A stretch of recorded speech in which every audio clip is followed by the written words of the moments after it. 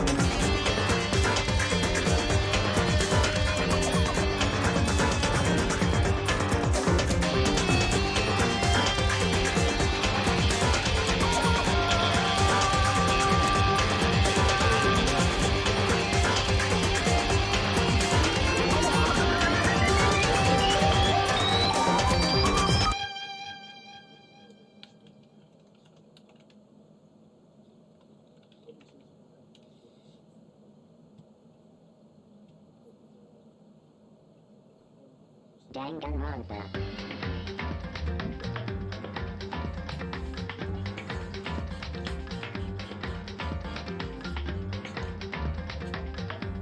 Alrighty. I hope everyone can hear me.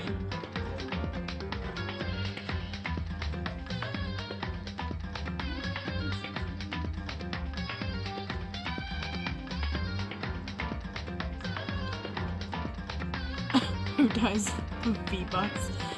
You guys might hear my dad in the background, that's fine. He's just having a conversation on the phone in his office.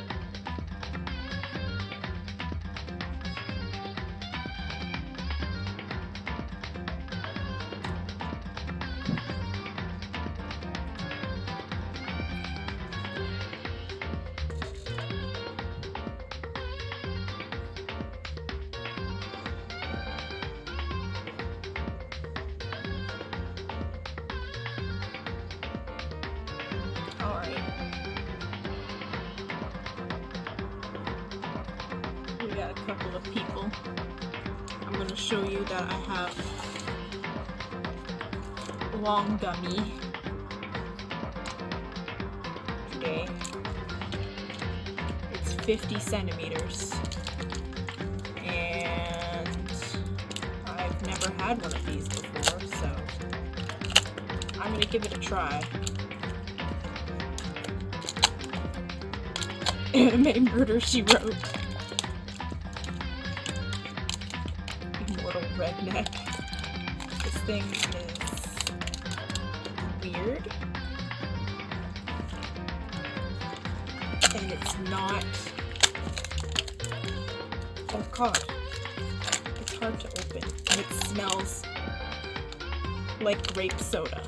It's... Okay, remember the commercial for Long Long Man? In Japan. It's not a long licorice, no.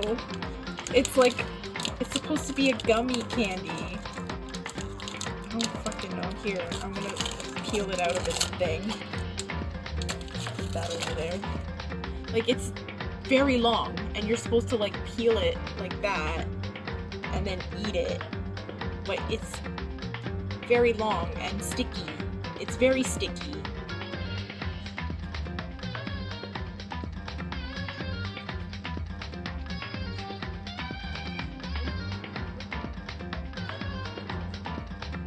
It's very grape. Like, it's just overwhelmingly grape. Yeah, well, the only thing, yeah, I believe so. I believe so. Dad didn't want any. It's just grape. Like, all you can taste is just grape. Like,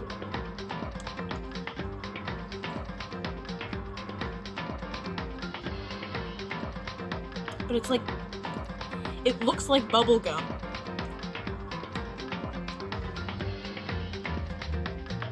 I don't want to eat all of it.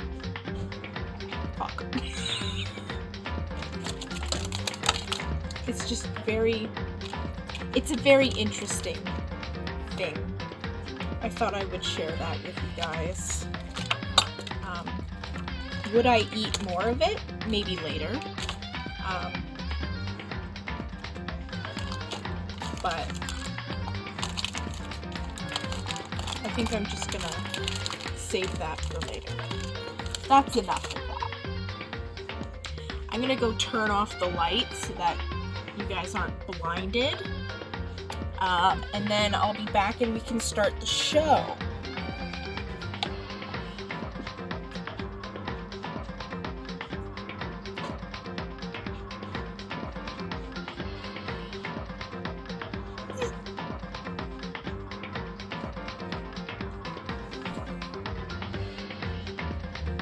Okay, let's get ready. My hair is all staticky right now because it is winter time. For some fucking reason, my hair gets staticky in the winter. I don't know why. Have absolutely no idea. But we are going to be doing the class trial tonight. So that's gonna be fun. Right? So yeah. Okay, my only issue is that I have all these fucking wires everywhere. Alright. We should be good now. So, I've got my tea. Had a little bit of gummy. That was enough gummy for me right now. And we're gonna go ahead and do the class trial.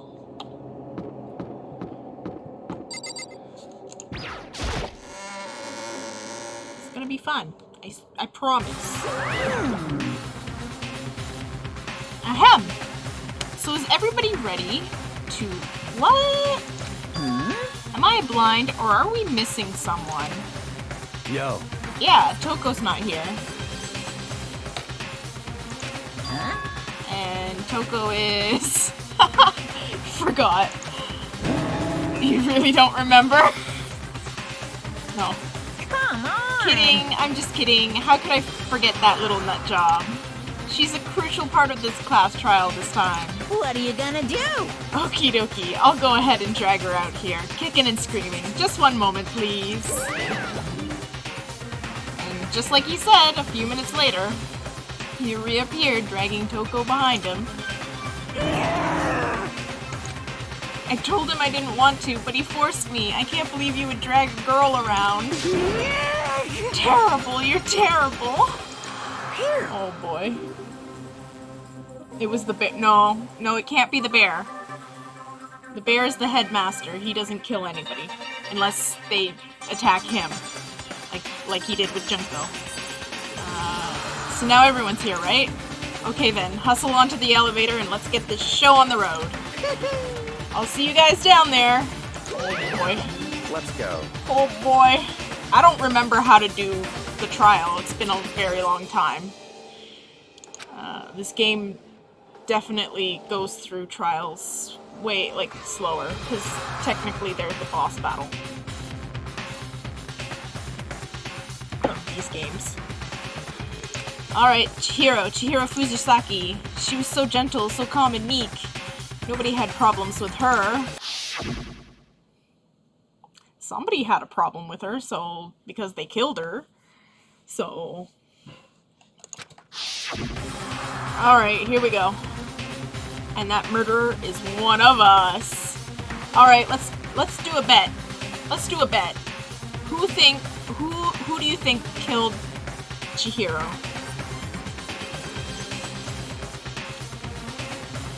Vote now on your phones. Okay, I'll wait.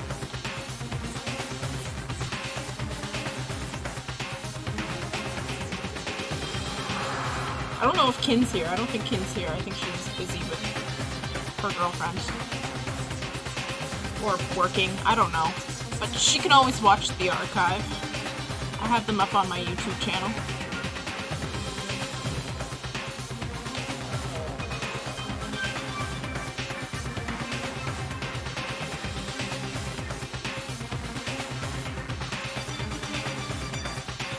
Yeah, I know she's not here. That's what I said. She's busy.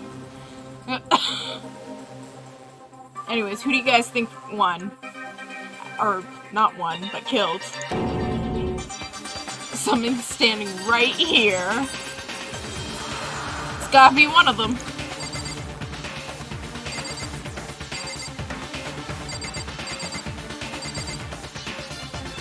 You also, I vote this motherfucker. I gave you plenty to work with. Show us how far your logic can take you. Alright. Big hair. You think Hagakure did it? You ready? We doing this? Alright.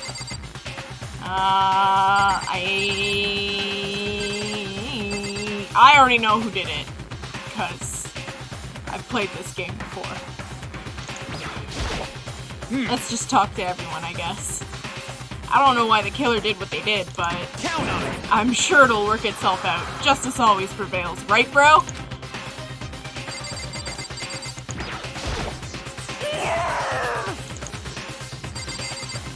Alright, well, I'm talking to everybody, I guess. Hey, come on. Fucking Toko, man. What's got her so worked up? There is something odd about Toko's behavior. I do not think mere shock is enough to explain it. Oh, everybody thinks Toko did it. Can't trust hair that fresh. Here's my wife. I guess I wasn't much help at all on this one. I mean, all you did was stand outside Toko's door the whole time. Well then. I will uncover the villain who performed such heinous acts on a weaker individual. Alright, well. Okay. Hifumi. Oh, very sad. Ms. Fujisaki, I must admit, for being 3D, she was quite remarkable. Alright, bro. Alright. Okay. And finally, last but not least... Shall we go? Shall we begin? Yeah, let's do it. We have no choice, right? We gotta do this. It's true. Yes. I gave a small nod in reply. With one last deep breath, I walked toward the elevator on shaky legs. With each step forward, I could feel my heart starting to race faster and faster. Oh my god, this music also, like, definitely makes you, like, feel, like, anxious. As soon as everyone was on, the elevator began to descend. 3D is cringe. Nah. I like 3D. I couldn't get a handle on my emotions, couldn't stop speculating. Alright, here we are. The steel box sank with a heavy clunking sound deeper and deeper into the ground. And as we went deeper, the uneasiness in my heart grew bigger and bigger. The elevator was unaffected, however, and continued to descend without hesitation. Until finally... Ding! Ding dong! Came to a sudden stop. Oh boy, here we go. What do you think? I redecorated. Isn't it so refreshing? Isn't it so exciting? Don't waste our time with stupid questions. Let's just get this over with. Good, good. You're rip-raring it to go. Gotta say, I don't hate it. Not at all. Well, Okay then, let's get this show on the road. Thrills, chills, kills! Everyone, please find your assigned seats. Just like a school field trip. Don't worry about that. And so the curtain opened once again. On a deadly judgment, a deadly deception, a deadly betrayal. Oh my god, why does he keep fucking repeating this word? Every single trial, he repeats the same fucking monologue. A deadly riddle, a deadly class trial. Dun dun dun. Yeah, I guess we'll just save. Fuck it. Why not? Alright. Let's set some skills.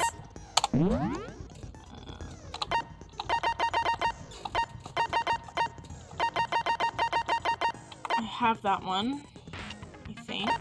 That one's set already. I have literally nothing else. Yeah, that's all I have.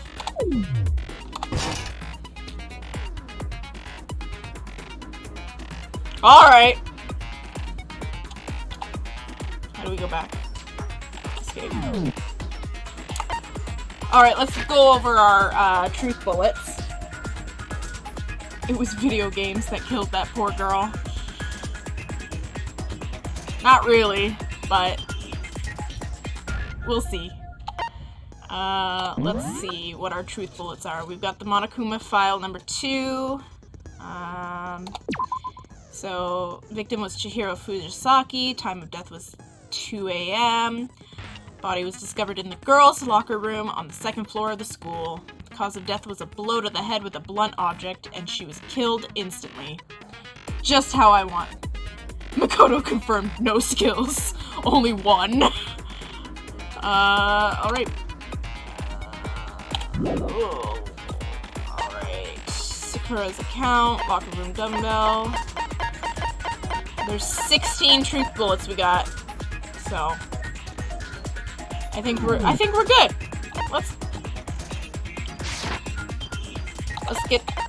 Let's finish our preparations and start this damn trial. Let's begin with a basic explanation of I the love class this part trial. because I don't have to So, talk. your votes will determine It's all the voice acted. results. Thank God. My fucking throat hurts after these because I have to read everything. Let's begin with basic explanation because we haven't done this forever. So If you can figure out who done it, then only they will receive punishment. But if you pick the wrong one, then I'll punish everyone besides the blackened, and the one that deceived everyone else will graduate. alrighty. Okay, then. So, first off, let's talk about the murder weapon! Let's figure out what the murder weapon was. Let's figure out what made the fatal blow. Here we are, back in scrum debate. Locker room dumbbell. Chihiro's fatal injury. It appears it was a head wound. Yes. According to the Monokuma file, the killer used a blunt instrument. But what kind of blunt instrument could it have been? No? How is that? Oh, okay. Never mind. I'm a fucking idiot. Chihiro's fatal injury. It appears it was a head wound. Yes. According to the Monokuma file, the killer used a blunt instrument. But what kind of blunt instrument could it have been? I bet it was an iron pipe. Interesting. That certainly would make for a powerful weapon. Poor Chihiro. Okay, I know it now. I'm a dumbass. You'll figure out that I'm a fucking dumbass when it comes to the trial. Chihiro's fatal injury. It appears it was a head wound. Yes, we know that. According to the Monokuma file, the killer used a blunt instrument. But what kind of blunt instrument could it have been? I bet it was an iron pipe. No. No, that's wrong. That's wrong. Can we agree that the object that dealt the fatal blow was the dumbbell found at the scene of the crime? Yes. It was covered in blood, and there was nothing else at the scene that could have caused that kind of injury. Tell us, Bryce Pappenbrook. Tell us. And the wound on the victim's head is consistent with the shape of the dumbbell. Not iron pipe. Not iron pipe. As far as I'm concerned, there's no mistake and no room for doubt on this one. You looked at her head wound? Well, yeah.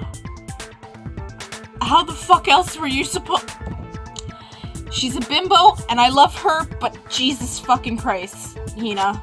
Yes! That's so creepy! Well, no shit. It's creepy. She's like, yeah.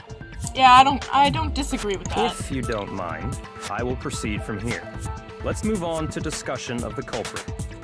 Although, I believe the criminal behind this heinous act is already quite clear. What? For real? What are you on about, Togami? Chihiro's killer is the fiendish serial killer, Genocide Jack. Is it?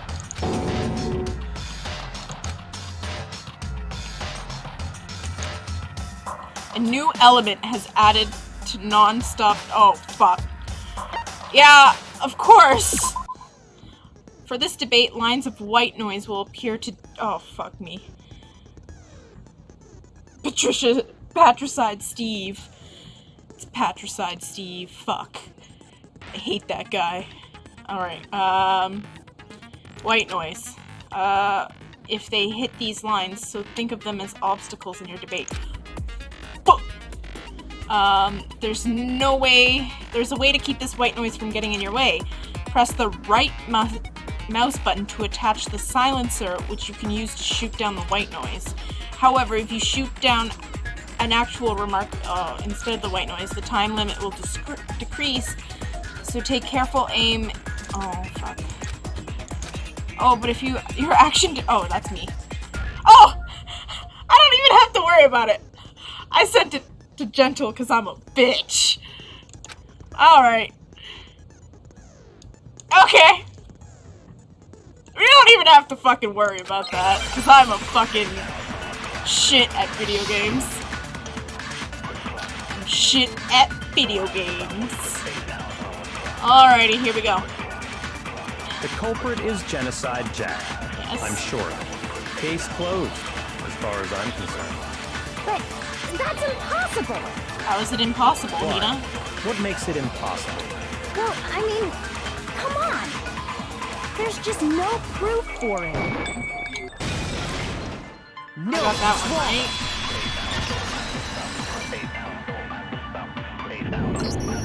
I might know one reason he could be involved. What? It really does sound like fucking Morgana.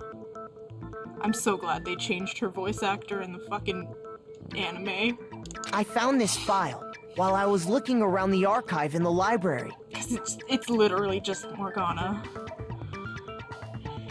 I guess it's some kind of confidential file the police put together about the Genocide Jack case. What? That's kind of weird as shit, isn't it? What was something like that doing in the library? The why of it is probably more trouble than it's worth. So let's forget about that for now. More importantly, it outlines all the specifics of every Genocide Jack case in exceeding detail. According to the file, there appear to be 2 defining characteristics in every Genocide Jack case. The first is that a bloody message is found written at the scene of every murder.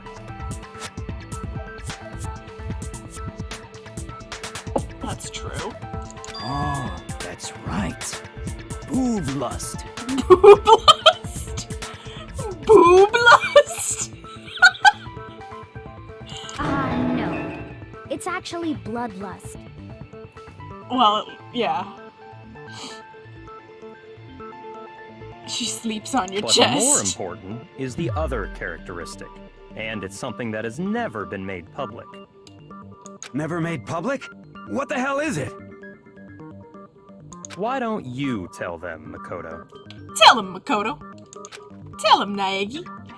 The other characteristic of Genocide Jack case, which the world at large doesn't know. If I'm not mistaken, it has to do with the positioning in the body. How the victim was positioned. Apparently, in every Genocide Jack case, I can actually the killer smell suspends the body in a the certain grape way. gummy thing. It's like literally just sitting on my desk here, wrapped in its packaging, and I can still smell it.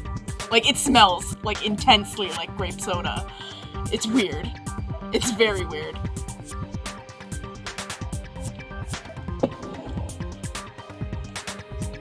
Other than the killer, the only people who know about this are the higher-ups in the police department. However, Chihiro was most definitely suspended in the same way. Yes. So, how did the culprit know about this when only It was high-level Hifumi. police officials were aware of it? Yes, well, okay. Bets are on Hifumi or Tagami. Okay. Alright. There's only one logical answer I can think of. It's because the culprit in this case is the real Genocide Jack. No fucking way! You're saying Genocide Jack is one of us? Yes. That's exactly what he's saying. Yes, in fact, it's Toko. Oh, he just straight up, yeah, it's Toko. What? Genocide Jack's true identity is Toko Fukawa. This is some motherfucking tea, guys.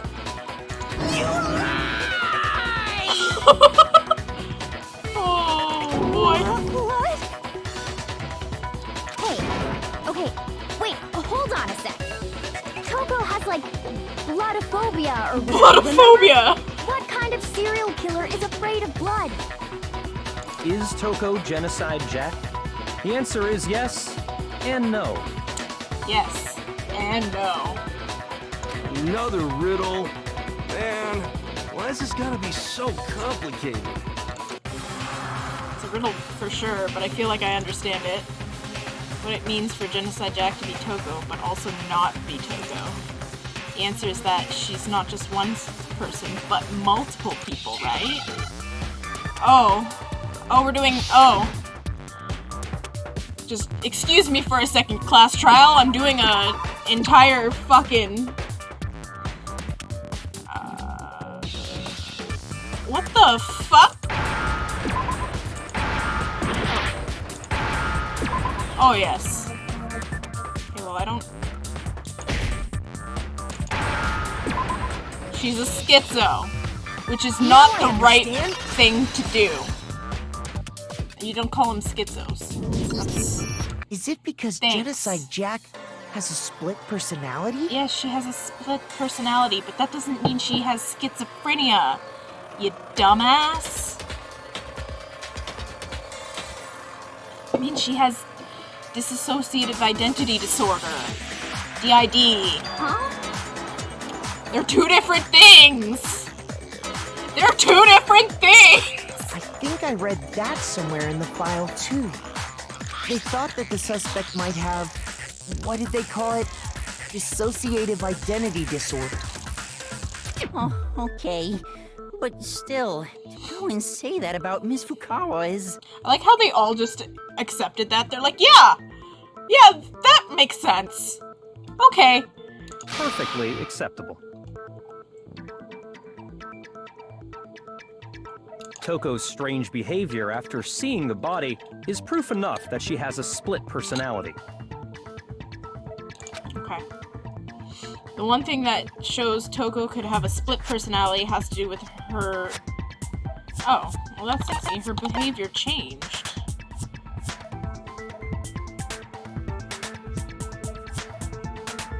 I got it!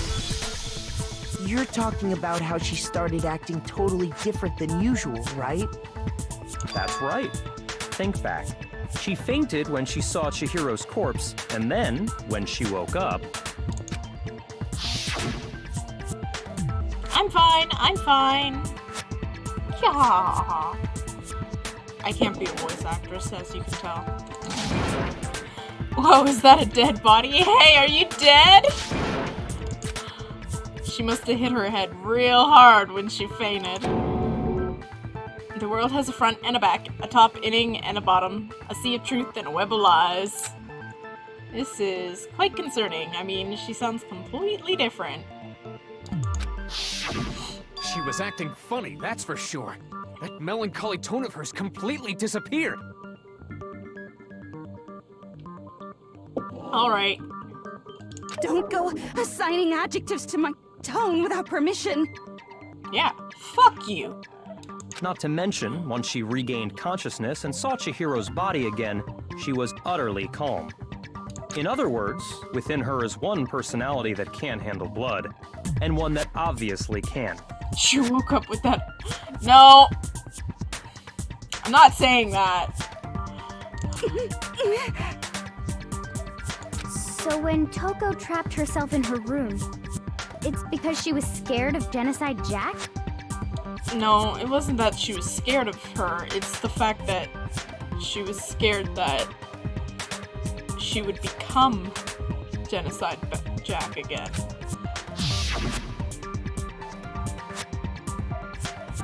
I won't let Genocide Jack have control.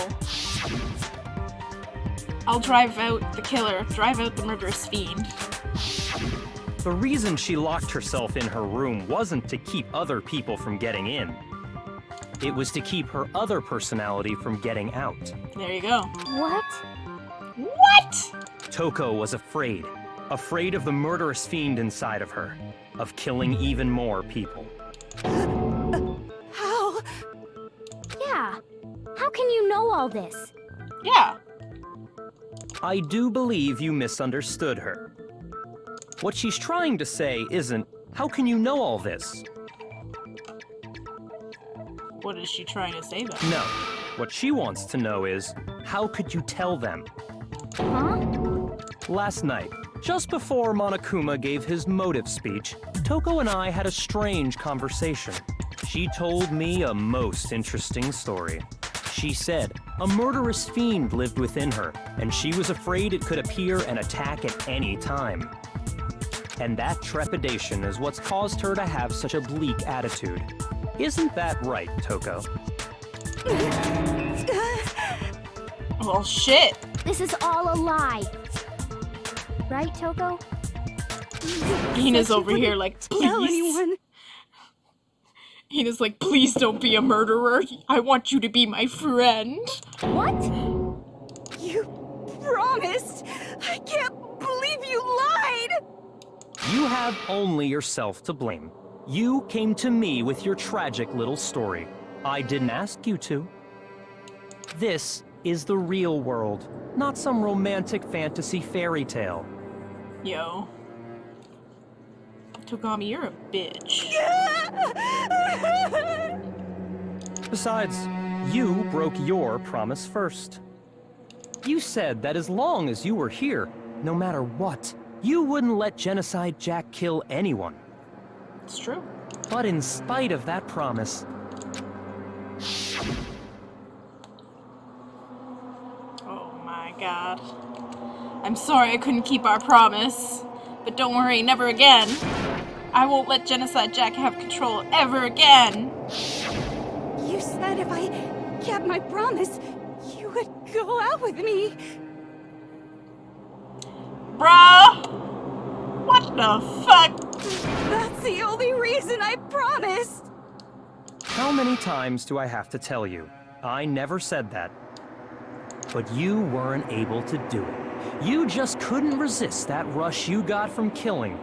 Could Some you? motherfucking tea. Togami's just spilling the tea tonight. He's like, here, listen, we're gonna rat this bitch out, man. I tried. I swear I tried to control it, But your efforts were useless. What a disappointment. I hate you. I'm sure you do. Well, the opening act is nearly finished. All that's left is to She hear goes from the on. person in question directly. To become. Person? Oh. You don't mean... Well. Toko's body suddenly lunged backwards. A huge thud echoed across the courtroom, but in the next second... There she is! Hello there! Is it me you were hoping to see? What the heck? So you figured it out, huh? Well, whatever. What are you gonna do? I'm the ultimate murderous fiend, Genocide Jack! Or better yet, let's go with Genocide Jill! What the fuck is this? Toko, what happened to you? Not Toko, that's a loser name, and what happened is a textbook split personality. So what if one of them happens to be a serial killer? We should turn a blind eye to one's faults. Yeah, just don't worry about it. Yeah, I murder people. Don't worry about that.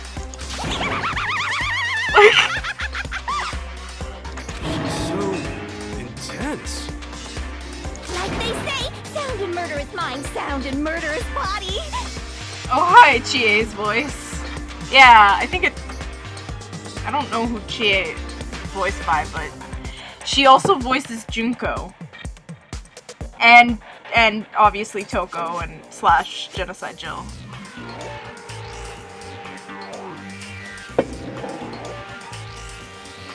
This one is so different from the one we've come to know.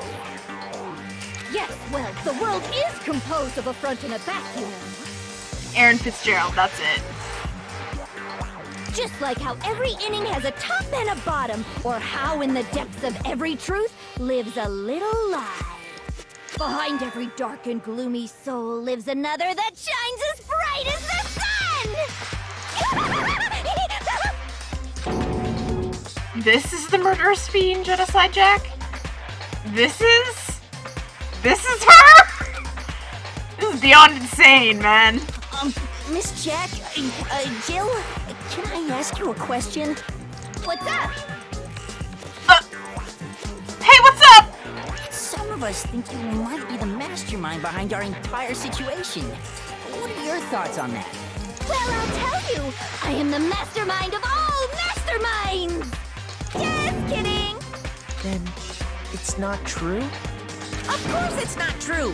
How dare you try to link me to that creepazoid? And another thing, the police and government and society in the outside world are totally powerless. That's true.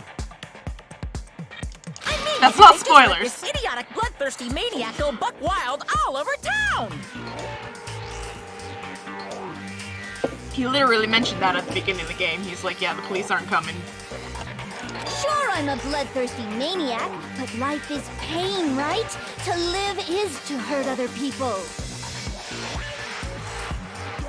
It's a necessary evil if you want to survive. The act of living itself causes pain for everyone. Just kidding again! He's like, what the actual fuck? This should be enough to convince you. This murderous fiend is responsible for Chihiro's death. There's clearly a motive, so there should be no doubt. A motive? A motive? Remember what Monokuma told us? If someone didn't murder and graduate within 24 hours, an embarrassing memory or secret would be revealed. Genocide Jill. I'm a murderer, but to be honest, I'm just vibing. Well, let's assume that Toko's secret was about Genocide Jack. If a secret like that came to light, Toko's life would have undoubtedly been forever ruined. True. So she had a very clear motive to never have that side of herself exposed. Interesting. Very, very, very interesting. But sorry, as much as I hate to admit it, I'm not the culprit. Huh?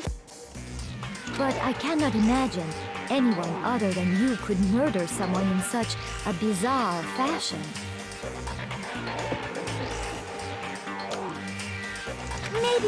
Maybe so, but nevertheless, it's the truth. Alrighty.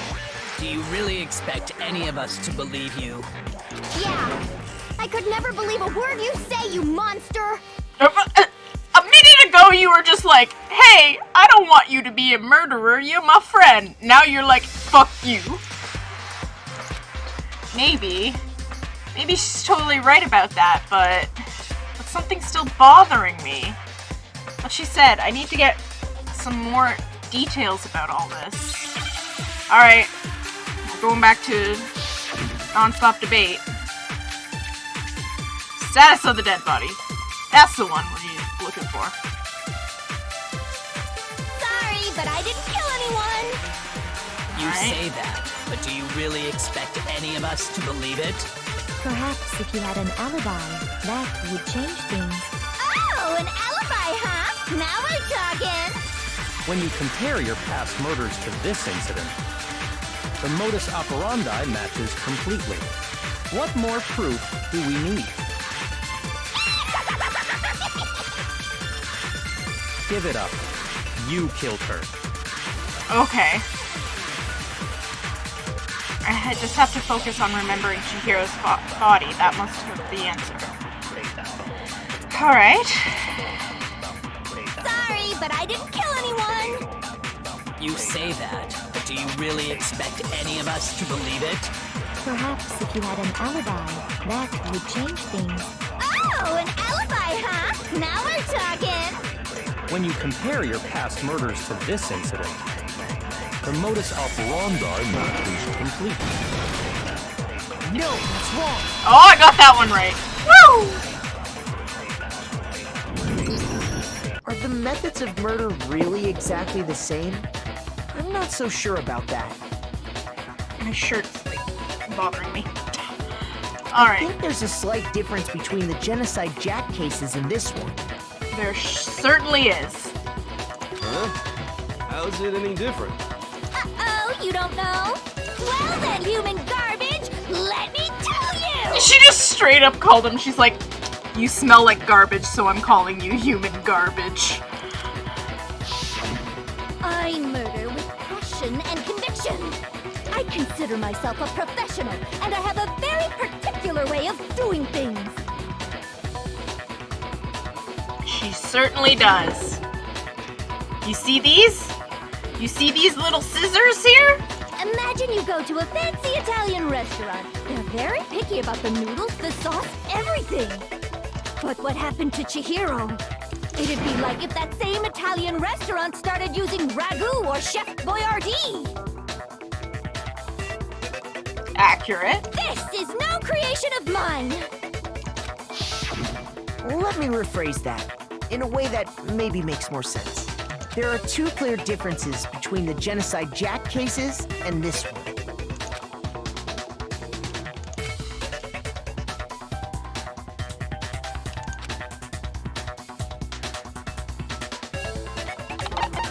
The fatal injury. For one, the cause of death is different. In the Genocide Jack murders, all the victims were killed the same way. According to the case file, they were all apparently killed with a pair of scissors. Several but pairs of Chihiro scissors. died from a blow to the head, right? Yes. Yes. That is remarkably different from the other murders. Wouldn't it be strange for someone who kills the same way without fail to suddenly change their method? And there's more. One more conflicting detail.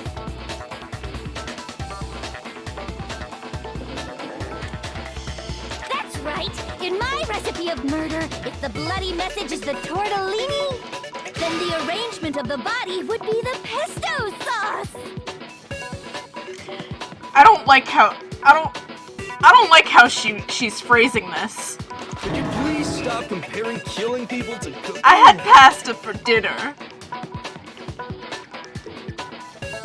So, are you saying the other difference has to do with how the body was arranged? That's right. The second difference is related to how she was suspended.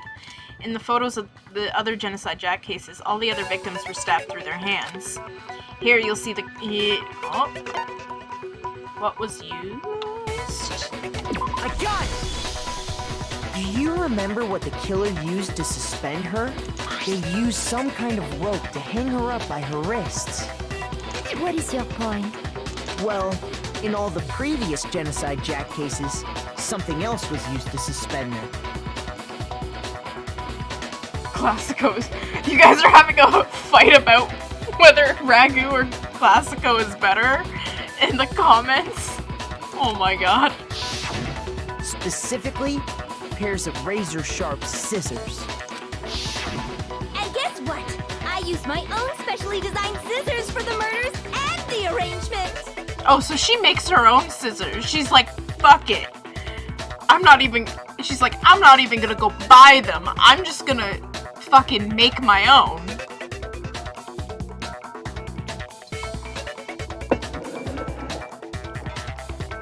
Like I said, I'm a professional, so naturally I'm very picky about the tools I use. And you know what else? Big Mac said there's 2 differences, but he's wrong. Big Mac? Big Mac? Are you referring to me? Oh! Big Mac, there's actually one more difference. Huh? My word, you really didn't notice? Take a look at who the victims were in each Genocide Jack case. There's a pattern there, just waiting to be discovered. A pattern? Figure that out, and it'll be plain as death why I couldn't have possibly killed that little lolly girl. Because of his D? We're lost in the sauce. Let's see. There's a pattern surrounding the Genocide Jack victim, and Chihiro didn't fit it. If you look at the names of every victim, what you'll notice is, I think I figured it out. I know why she couldn't have killed Chihiro. Chihiro was a girl. Is it because Chihiro was a girl? Bingo! Bullseye! Right on the money! What are you talking about? In all the Genocide Jack cases, all the victims had something in common. Ken Harada, 32. Tetsuhiro Honda, 17. Shoji Gaku, 23. Kano Isai, 14. Takeshi Yoshida, 30. Komasuna Taro, Takafumi Gono, Uchida Naohina, Takashi Masamune, Yumejima. There's no end to it. They was all dudes. They were all guys? Yeah. She kills people that she has a crush on.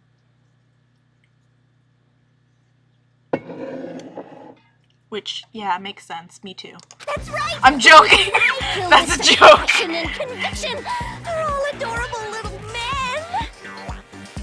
I can't believe I said it! I'm so embarrassed! The hell is wrong with you? I can't help it! I'm just a full-throttle boy-on-boy fangirl, and the mopey side of me just hates it. Oh!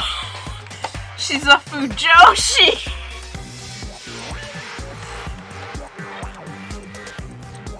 Oh, hey, hello!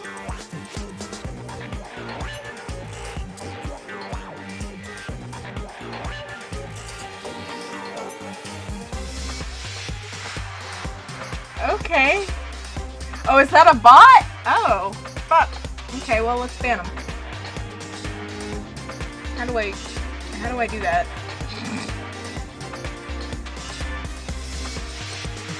How do I ban? I don't know. Oh, there we go. Done. Alright. But now I'm on the fast track to becoming a full-fledged fan madam! Wow. So since Chihiro was a girl and not an adorable little man, you wouldn't kill her? So Chihiro was a girl, not a man. Would an Italian chef suddenly start making ramen just because they're both noodles? Don't be stupid. Why is she comparing everything to fucking noodles? I have too much passion and conviction to cross that line. That's the absolute reality of the one and only. We get it. You've clearly explained your hobby and your philosophy. But that's not all there is to it. It's a different matter entirely, when you're forced to kill in order to survive. Quiet, lolly cur! Oh! Lowly cur? Get fucked, Tagami!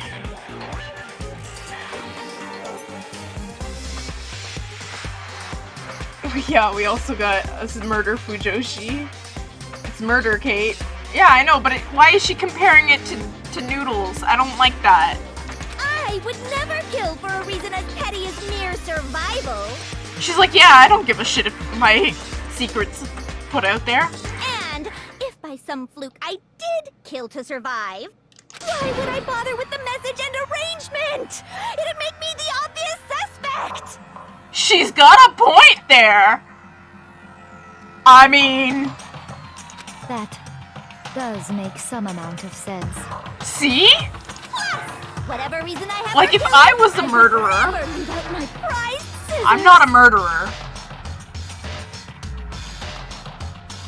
I don't kill to survive, I kill because it makes me wet. Oh boy. Who would go out of their way to use a big, stupid, heavy dumbbell? Maybe you used the dumbbell because you couldn't find any scissors in the school? Any scissors? I don't just use any scissors. I only use my own set of high-class envy of the entire world scissors! She's very obsessed with her scissors. Okay, whatever. And noodles. There still aren't any in the school. Are you sure about that? Oh. No. Oh! She just has them. Like, on her. At, like, all times. She's like, I keep it in my underpants. I don't know. She's fully equipped. That's right! So I can kill anywhere, anytime. Why would I resort to dumbbells or rope when I have my trusty scissors by my side? Oh my god. Go ahead, tell me I'm wrong, you can you gutter dogs, all of you! Not to mention, I have no clue how to tie a good knot. So rope's totally out of the question anyway!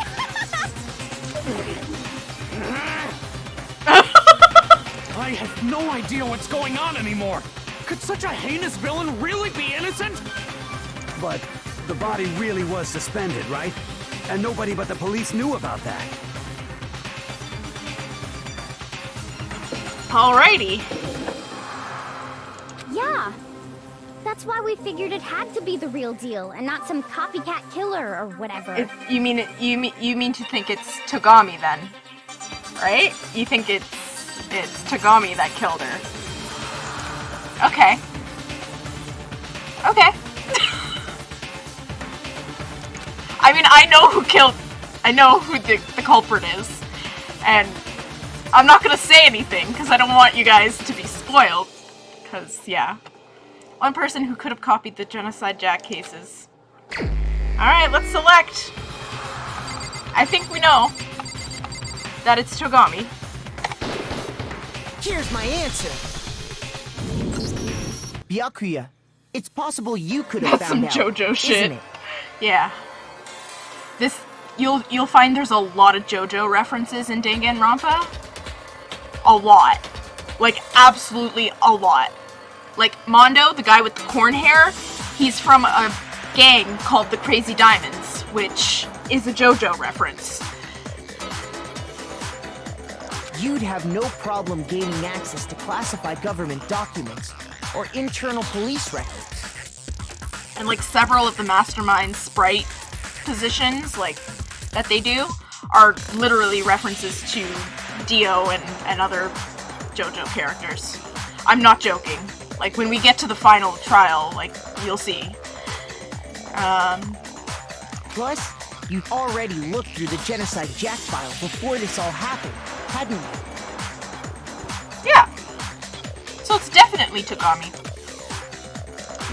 Are you saying Mr. Togami did it?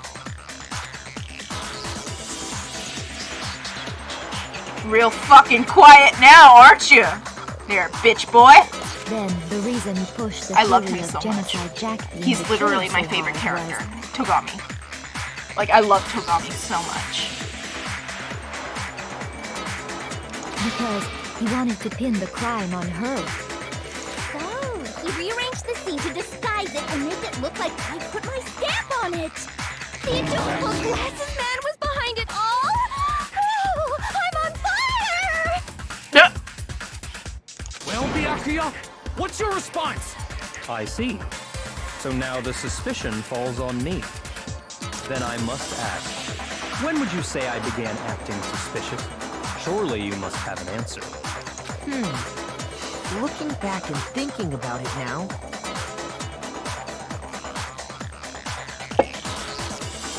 the way you were acting right before we discovered the body was a little strange. And locker rooms. They're suspicious. Very suspicious indeed. Wouldn't you agree? Huh? Suspicious. It seems nobody searched the locker rooms. Let's start with the girls' locker room. The first sentence of this game talks about stands. You wanted to go to the girls' locker room right away, right? But since you're a guy... I should have naturally thought of the boys' locker room first. Is that what you want to say? The victim was Chihiro, a girl. Hence why I said we should check the girls' locker room. Nothing strange about that, I'd say. On the contrary, there's something very strange. Okay then, what's so strange about it? Go ahead, share with the rest of the class. Yeah, just share with the rest of the class there, Naegi. There's a clear contradiction in what Byakuya just said. I need to make it clear to everyone. A new oh fuck. Oh god. Oh gosh. Here we go. Next we're gonna add something called a truth flashback. Oh god, no. If you aim at a weak spot and hold down the left mouse button, then you'll memorize that weak spot. This memorized phrase can only be shot once as a single truth bullet. If you shoot or change the truth bullet, it will disappear from your truth cylinder. However, you can use this flashback feature as many times as you want. If you don't seem to have the answer to a lie or contradiction in your loaded truth bullets, it might be wise to memorize a different weak spot and use that to make your case. When's the best time to flashback? Well, you'll just have to use your keen wits, won't you? In this case, though, I will say that if you don't use a flashback, you won't be refuting anything. Well then, good luck and have fun. I hate when they add new shit, because it always confuses me.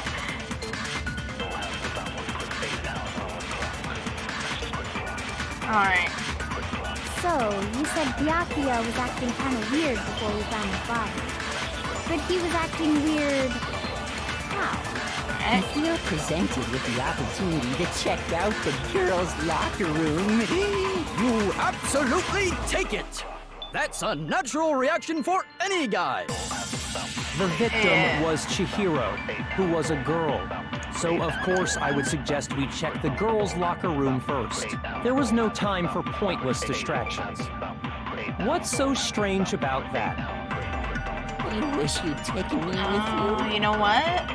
I know what it is. I know what we gotta do. I know what we gotta do. Alright. So, you said Byakuya was acting kind of weird before we found the body. But he was acting weird... how? If you're presented with the opportunity to check out the girls' locker room, You absolutely take it!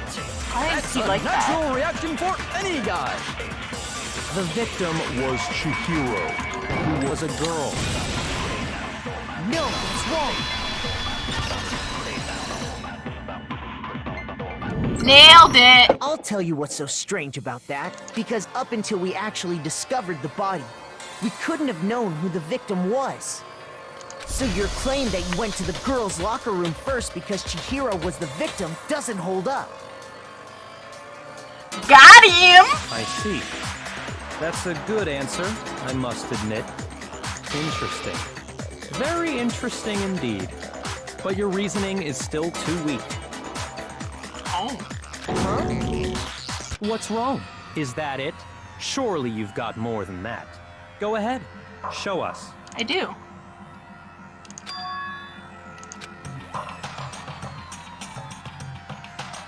What's the matter? You're not finished already, are you? There must be more to it. There is. I think. There is more to it. Think about it. Oh, Kirigiri, for the first time. She's like, yeah, let's think about it. We just talked about the differences between this case and past Genocide Jack incidents. The proof you're looking for is hidden in there. Oh? Proof that I'm the culprit, you mean?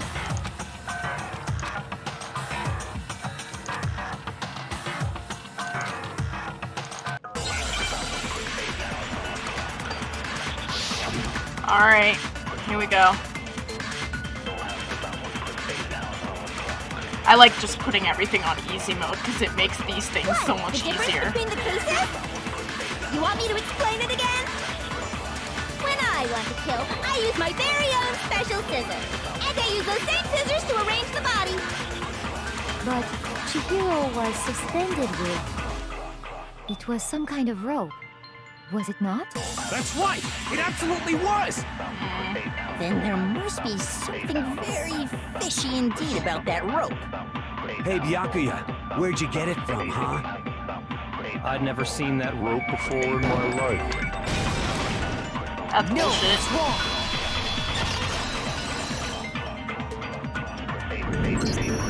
Actually, I'm pretty sure you have seen it before. Bitch. Because, you see, that rope, or should I say, that extension cord? What? An extension cord? We got him, boys! We got him! His panther? Yeah. It's Anne's voice actress.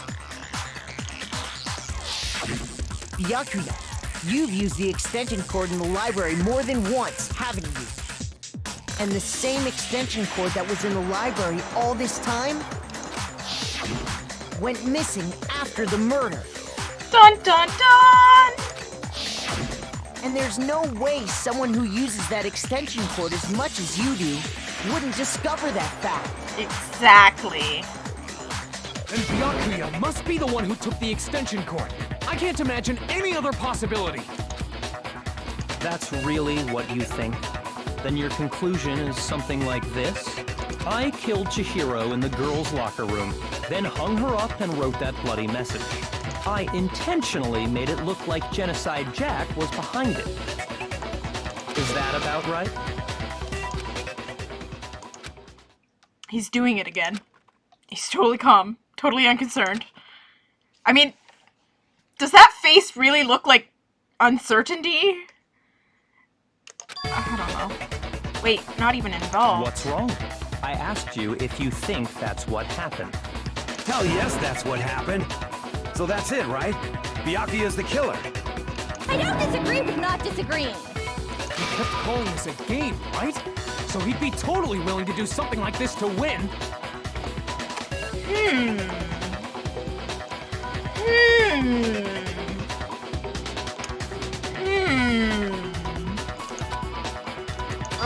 Sorry, but could we hold on just a second?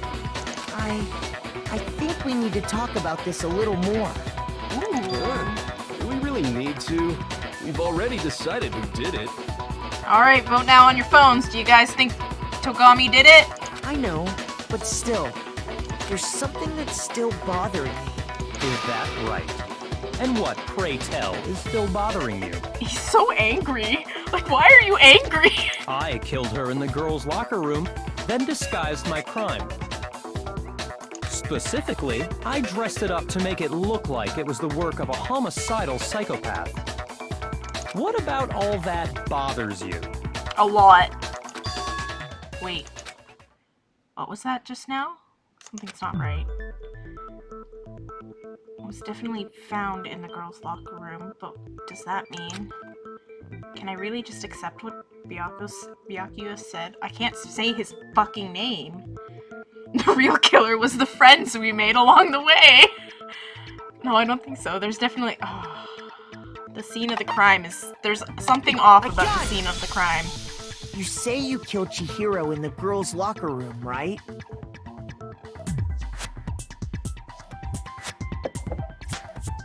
But are you sure about that? Isn't it possible that the murder took place somewhere else? How disappointing. What kind of question is that? Even in the world of disappointments, this is a true letdown. He is just so angry. She was found dead in the girls' locker room. There is absolutely no question about that. How could the scene of the crime have been anywhere else? Well, I think it's entirely possible that she was killed somewhere else, then carried there later, along with the rest of the murder scene. The rest of the murder scene?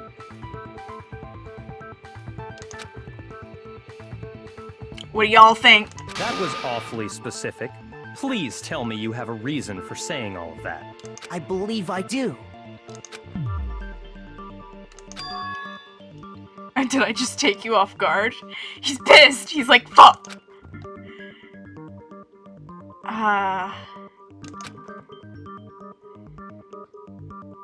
Hey, don't just move on without permission. What do you mean she was killed somewhere else? Come on, Makoto. If there's any chance the murder took place somewhere else, let's see the proof. Let Naegi do his thing. Well... Switched between... Oh, I gotta choose.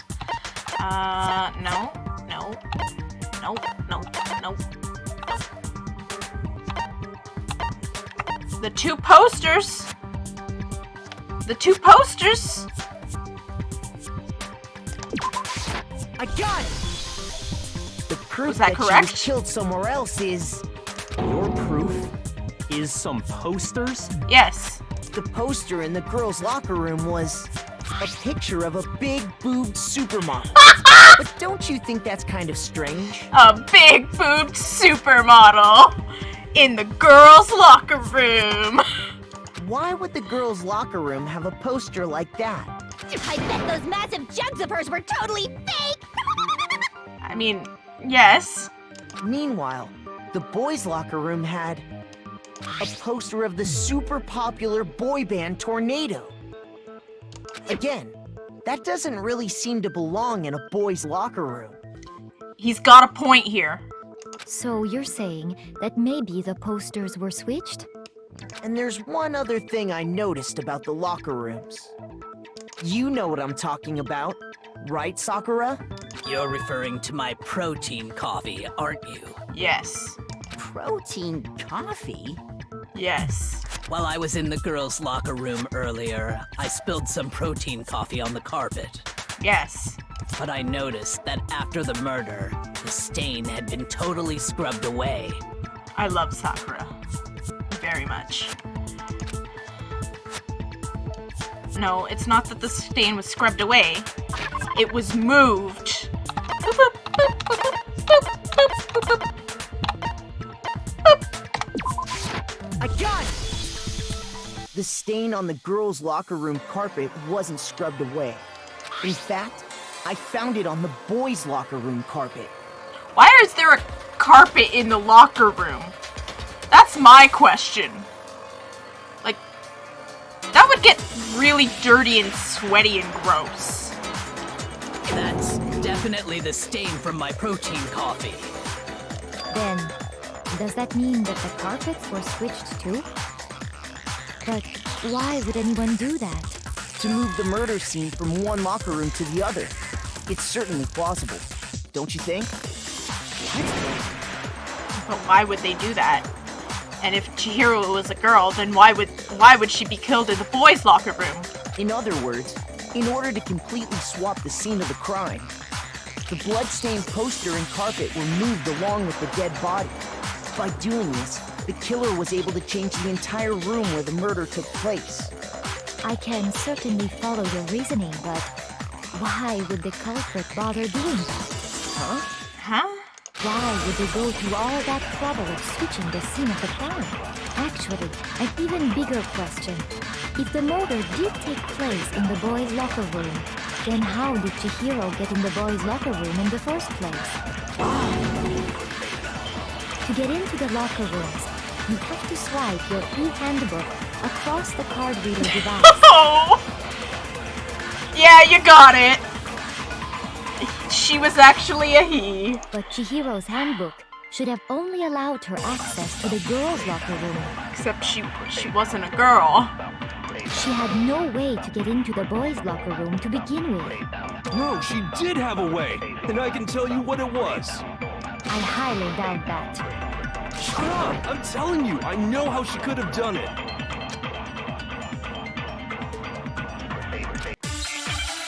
Oh, Jesus Christ. I've been saying it the whole time!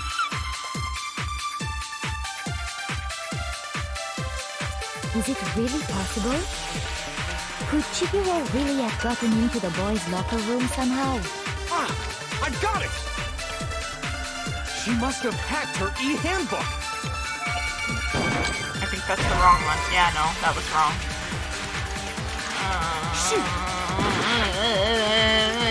Fuck. Is it really possible? Could Chihiro really have gotten into the boys' locker room somehow? Some good-ass EDM shit. She must have hacked her e-handbook! No. She was the ultimate programmer, after all. My I'm anime sure third that eye. no problem for her. We've seen this many times before. That's it. She used the thing that was in the main hall. Huh? What thing? I'm talking about Leon's handbook, of course. No, that's wrong. Leon's handbook was broken. No, or was it? I don't think Chihiro used Leon's handbook. Why not? Because Leon's handbook was broken. Oh. Well, then, yeah, I guess that'd be pretty impossible, huh? I am struck silent by how quickly you gave up. Just, yeah, you gave up.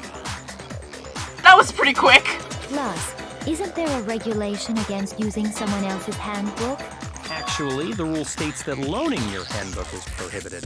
It says nothing about borrowing one. In other words, you could borrow a dead person's handbook all you want, and you'd be safe. Yup, yup, yup. Hit the nail square on the noggin. Of course, if it were broken, that wouldn't make any sense anyway. So then, she must have hacked hers, like I said. She used her ultimate programmer skills and... You can't fix an e-handbook. The instant you open one up, a security buzzer starts blaring. So, if she didn't use Leon's handbook, and she didn't modify her own handbook... Y'all are getting close! Maybe Mr. Naegi's initial assumption is just... wrong? No. It seems like there's no way she could have got into the boys' locker room. So I guess so. Okay then, I vote for Byakuya. No. No. Hold on a second. I agree with you, though. I think you're on the right track. What the? You finally decide to open your mouth and that's what you've got to say? Like, she's only said one other thing this whole fucking trial. There's no way she could get in the boys' locker room, right? Why are you so sure she couldn't get in? There's still one other way she could have gained access. What? What are you talking about? What other way is there? Well, to explain that, why don't we take a little break from the trial? I'd like you all to come see something. Huh? Okay, with that, I'm gonna be right back. I drank tea, and so now I have to do things in the little girl's room. I'll be right back.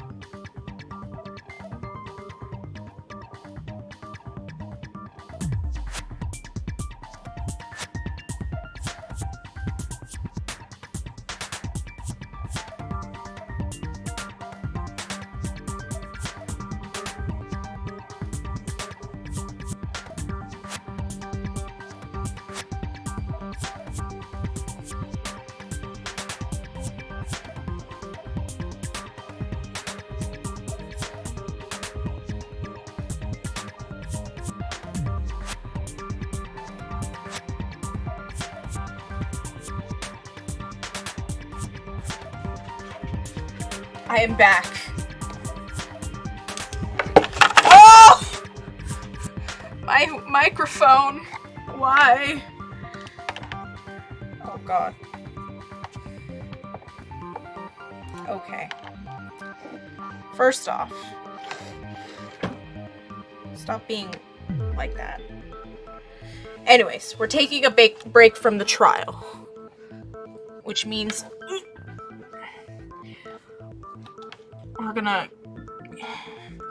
we're gonna go see something. Wait. Just what do you think you're doing? Well,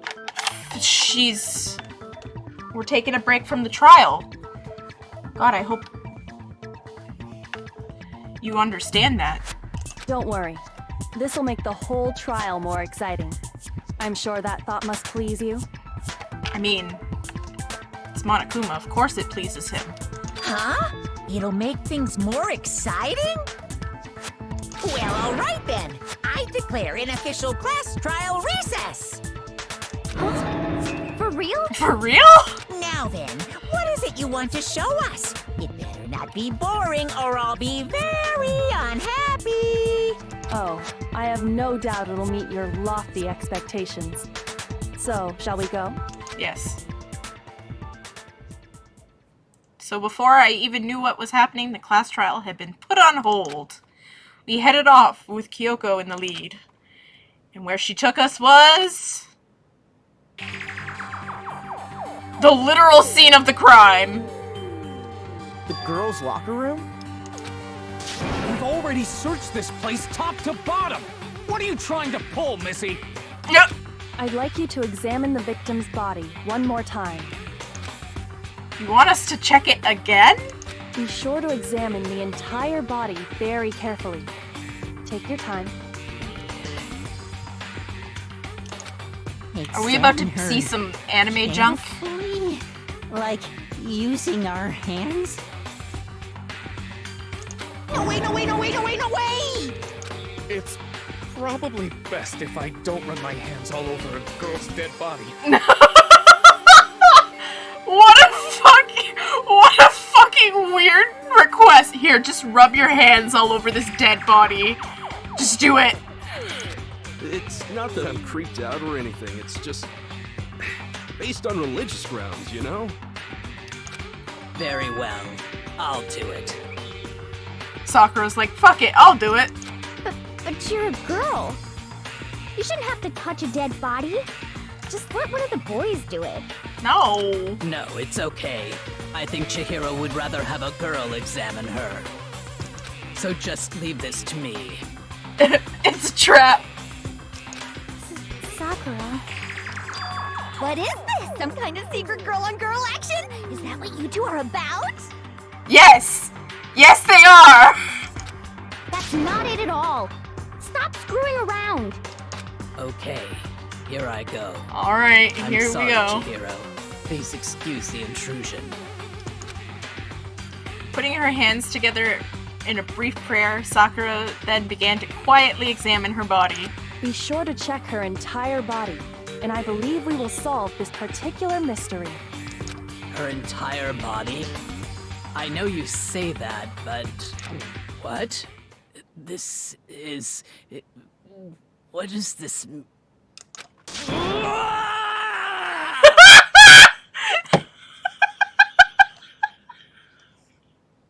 What is it? not possible. It's not possible. Holy fuck! Sakura's eyes were staring wildly at Chihiro's lifeless form. Her massive frame trembled. This girl is... Is what? Sakura mixes protein with respect everyone juice. Is what? Is a boy! It took us this long to figure that out? Ah, I see. So she was actually a he. Interesting. Thank you for confirming this fact. Wow. Thank you. You're joking. They all act like this is like the worst thing you could ever. I wouldn't joke about this. Ben. It is what it is, guys. She was a he. Chihiro was a guy? Oh, what? You guys didn't know? Heck, I knew that right off the bat. Well, yeah, of course you did. Chihiro Fujisaki was totally a guy. He was a cross-dresser? Oh, no, I'm really on fire! I wish I had killed him! Bruh!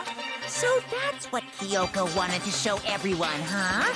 Interesting. Yes, that certainly does make things much more exciting. Now let's ride this wave of excitement back to the courtroom and get back to the trial. Well, that was fun. We're back at the trial now. Apologize for keeping you waiting. Now then, let's resume the class trial. All right. We've all just learned of the shocking revelation that Chihiro was actually a boy. Let's pick up from there. Yes, well, I don't know his reason for hiding it, but the fact is, Chihiro was not a girl, but a boy. To think that Chihiro was actually a guy, the thought had never even crossed my mind. And because the victim was male, he would have had no problem gaining access to the boys' locker room. You got a point there. Assuming his handbook did, in fact, list his gender as male, then yes, that would be true. Of course his handbook said he was a boy. He dressed like a girl, but he was a boy through and through. So then, there should be no issue with Makoto's initial assertion. The victim was killed in the boys' locker room, and was then later moved to the girls' locker room.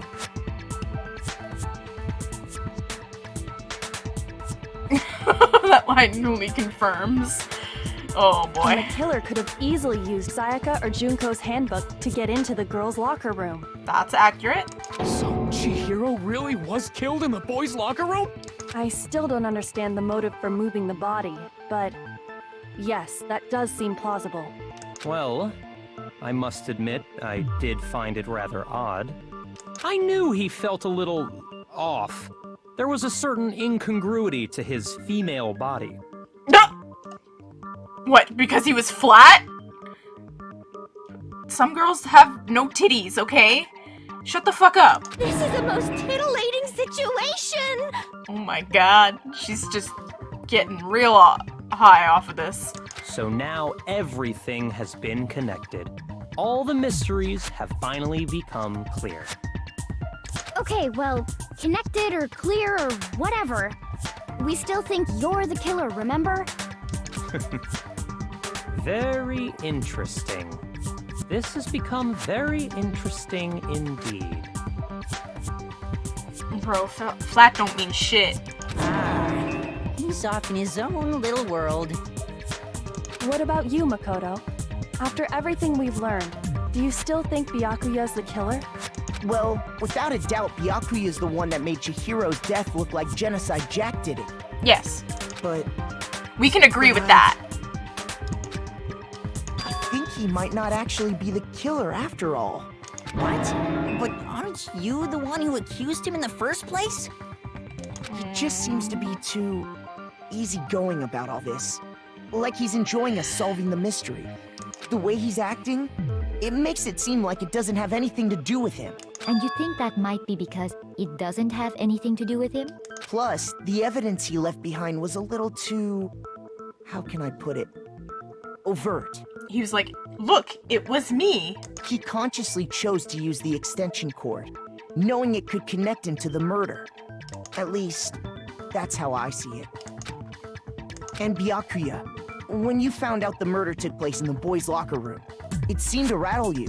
And then again, when you found out Chihiro was actually a guy, if you really were the killer, that stuff wouldn't have had any effect on you. So that's your thinking, huh? Well, it bothers me that you don't have more concrete reasons, but it's fine. I guess I'll mark it as correct for He's the like, time being. yeah, that's fine. That's correct. Mark it as correct? What? He's right. I am not the culprit. I just happened to come across the corpse in the girls' locker room and decided to alter it. Why did you go into the girls? Oh, wait a minute. Are you fucking with us right now? No, I am not effing with you, Richard. I'm telling you the truth. Let Tagami say fuck. Let Tagami say fuck. Well, I find it very hard to believe. Go ahead. Find it very hard to believe. You're free to be executed along with the rest of us. If you're really telling the truth, then why? Why do you do that to his body? My reasons hardly matter right now. Uncovering the culprit is much more important, wouldn't you say? Now then, if it wasn't me, who was it? Well, I don't think I can say for sure without talking about it a little more. We're seriously gonna keep going? We're all good, aren't Let we? I Ryuji thought say it was fuck. clear Byakuya did it. Victory by technicality. No, I'm with Makoto. If there's any doubt whatsoever, we need to explore every possibility. Because if we're wrong, we all die here. That's true. Very well then. I'm with you too. Celeste is like, you know what? I'm with you guys. Damn straight. Count me in. Do you not have a mind of your own? Of course I do. What am I, an ant or something? Anyway, let's discuss this all as a group one more time. We still have time to make our decision. That's very true. Yep. Our lives are all on the line. We can do this all fucking day, my dudes. Excellent. Then shall we resume our game of hide and seek? If he didn't do it, then who's the real killer? Because one thing we can be sure of, now that we know about the killer was able to gain access to the real murder scene, which means... I got it! Since the crime scene was the boys' locker room, you would need a boys' handbook to get in. Since Leon's handbook is apparently broken, the killer would have to have used their own. In other words, it had to have been a guy. But that's still not enough. I need to find some more clues. Alright, get that fancy fucking...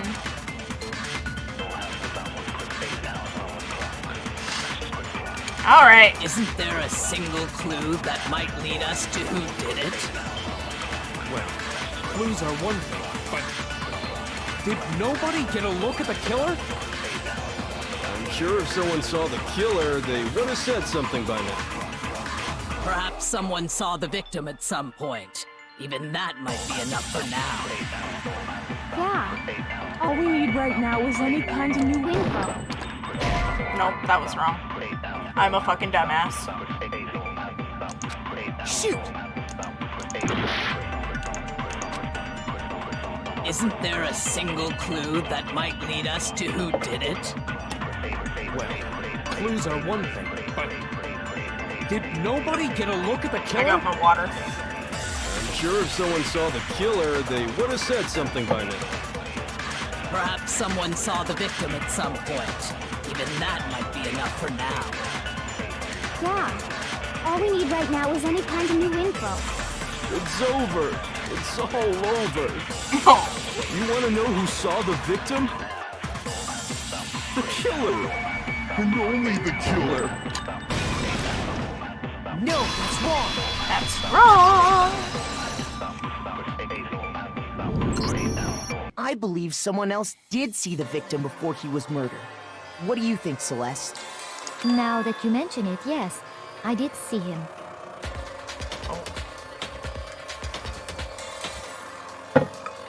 Huh? Really? Oh, but I suppose only Makoto knows about this. I like how she said Makoto. She's like, Makoto. Why? I don't know. The rest of you had no idea, did you? That is why you're all making such ugly noises. Whatever! Just hurry up and tell us! It was last night, right before nighttime. I saw Chihiro in the dormitory warehouse. I saw him stuffing a track jacket into a duffel bag. And then, I assume, he headed off to exercise. Alrighty. A track jacket and a duffel bag? But we didn't find anything like that at the murder scene. It seems likely that the culprit destroyed them to get rid of any evidence. Then why did he leave half of the fucking evidence there? And that is when he said something that struck me as rather odd. Well, I'd better get going. I'm kind of in a hurry. Chihiro told me he was in a hurry. But why would he be in a hurry? Only if someone were waiting for him, I should think. True. So, Mr. Fujisaki was on his way to meet with someone. I like how they were find going to out work together. he's a guy, and they immediately switch his pronouns. They're like, you know what? Respect. Mans was a man. We better just call him by he. But Hina and I had invited him to exercise with us plenty of times, and he always declined. Yeah, Probably because he was afraid you'd find out the secret he was hiding, right? Yeah. Which means that conversely, he must have trusted whoever he was meeting with very much. Enough so that he was willing to risk his secret being revealed. Oh, what a marvelous friendship! The point is, whoever he met up with is the culprit, right? So we just gotta figure out who it was. But knowing what we know, I can't even guess. No. You already have what you need to make the connection. Huh? You know who the killer is. Alright. What do you all think the killer is? Seriously? Who do you think the killer was now? We know it's not Tagami. But we do know that it's supposed to be a boy. Who is it? Who's the killer? Like, who is it? Think back to the track jacket and duffel bag the killer disposed of. Focus on the details of these items, and it should become obvious who was waiting for him. Are you sure about that? See, this trial Really always think confused we can me. figure out who did it based on 2 pieces of evidence that we don't have? It was me, You want to Dio. track down some fingerprints or something? No. Even if we had the equipment for that, we wouldn't know how to use it. As was noted, the evidence is already gone. There's nothing to get fingerprints from. Maybe, but we can make certain inferences if we just take the time to talk it out. Easy for you to say, but fine. Celeste, did you notice anything special about the bag or jacket? The bag was just a normal duffel bag from the warehouse. All the bags in there are the same, so I can't imagine what would make that one special. Well, if I remember right, there was a decent variety of tracksuits to choose from. That is true. Do you think there might be some connection between the culprit and Chihiro's jacket? Perhaps. Let's explore that and talk a bit more about the jacket you took. She's very obsessed with this jacket. Does Chihiro's track jacket really hold some clue about the killer? Somehow, it's really hard to believe. Alright, we're gonna fucking debate this now.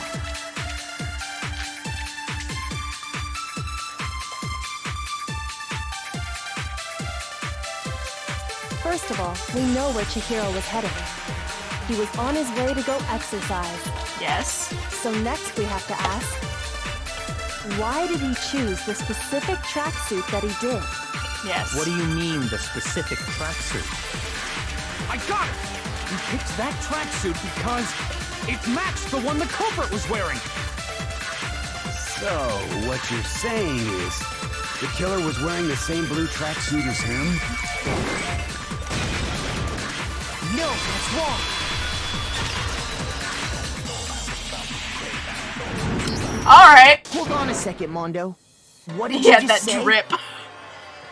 Hold on a second, Mondo. What did you just say?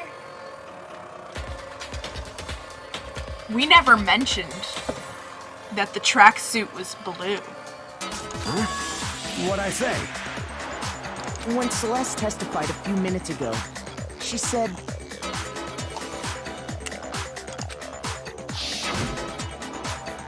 I saw him stuffing a track jacket into a duffel bag. And then I assume he headed off to exercise. She never said anything about the jacket's color. Beep, beep, beep, beep, beep. So why did you say Chihiro's blue tracksuit? What are you... You just... Oh, got him! Hey, Celeste, what color was Chihiro's tracksuit? As a matter of fact, it was blue. And before we began the trial, did you tell anyone that? The only one I told about any of this was you. Then, Mondo, how did you know what color Chihiro's tracksuit was? This man is transphobic. Cancel him. Well, because I just... I'm sure he saw the clothes at some point in the investigation. No, that can't be it. No. The bag and clothes were surely disposed of by the time we began our investigation. Then the only reason he could have known what color the tracksuit was is if he saw Cherry with it before he died. That's the only possibility. Or in this case, hot fucking pink. Because for some reason, they decided it would be aesthetically cool to change the blood in this game to hot pink instead of red. Are you talking about Chihiro? So, how about it? Did you see the tracksuit or didn't you? Just by chance. I just happened to see it last night. Mm-hmm. He walked past me, and he was carrying the tracksuit in his hands. No, that can't be it either. According to Celeste's testimony, She stuffed the jacket into her bag in a hurry. It was almost like she was trying to hide it. And just like that, she was gone. when Celeste noticed it, Chihiro made a point of making sure the jacket was completely in the bag. If you just ran into him briefly, you couldn't possibly have seen what color the tracksuit was. Oh, we got him! We got him, boys! Oh! Here you dug your own grave. Both of you were wrong. Alright. Perhaps. But you handed him the shovel, didn't you? That's why you said what you did. Yeah. Focus on the tracksuit and it'll be obvious who he met with? What a bunch of nonsense. Yeah, but it got us where we wanted to be. Ah, now I understand. It was all one big bluff, wasn't it? Your true intention was to draw a slip of the tongue from the culprit. Sure was. That's why you said you knew who did it, to put them on edge. That's right. However, Mondo was my target all along. I had my suspicions about him from the very beginning. The game's rating is already like a mature rating. I don't think changing the blood to red would have changed that. It's still a mature rating game. But why? What made you so suspicious? Maybe in Japan that's the reasoning, but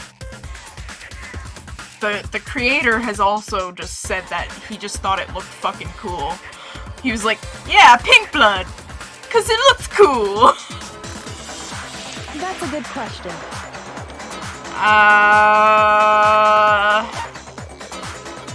The way he was acting?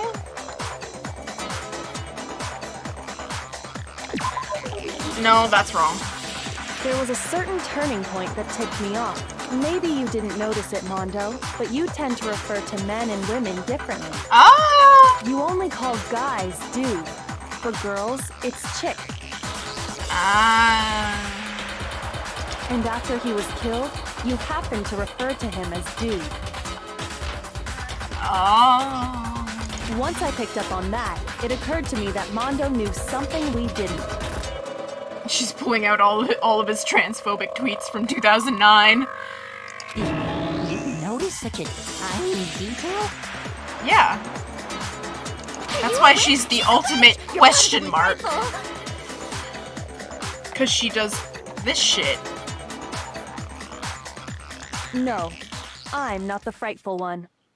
Not nearly as frightful as someone capable of murdering a friend. Ooh. Got him right in the balls. Mondo, was it really you? Did you really kill Chihiro? I didn't kill anyone! Ooh. He's pissed. He's pulling a Shane Dawson here. You've been all over me, judging everything I say, putting words in my mouth. What gives you the right to treat me like a goddamn criminal? Because you are one! You literally are the leader of the world, of like Japan's biggest fucking bike gang.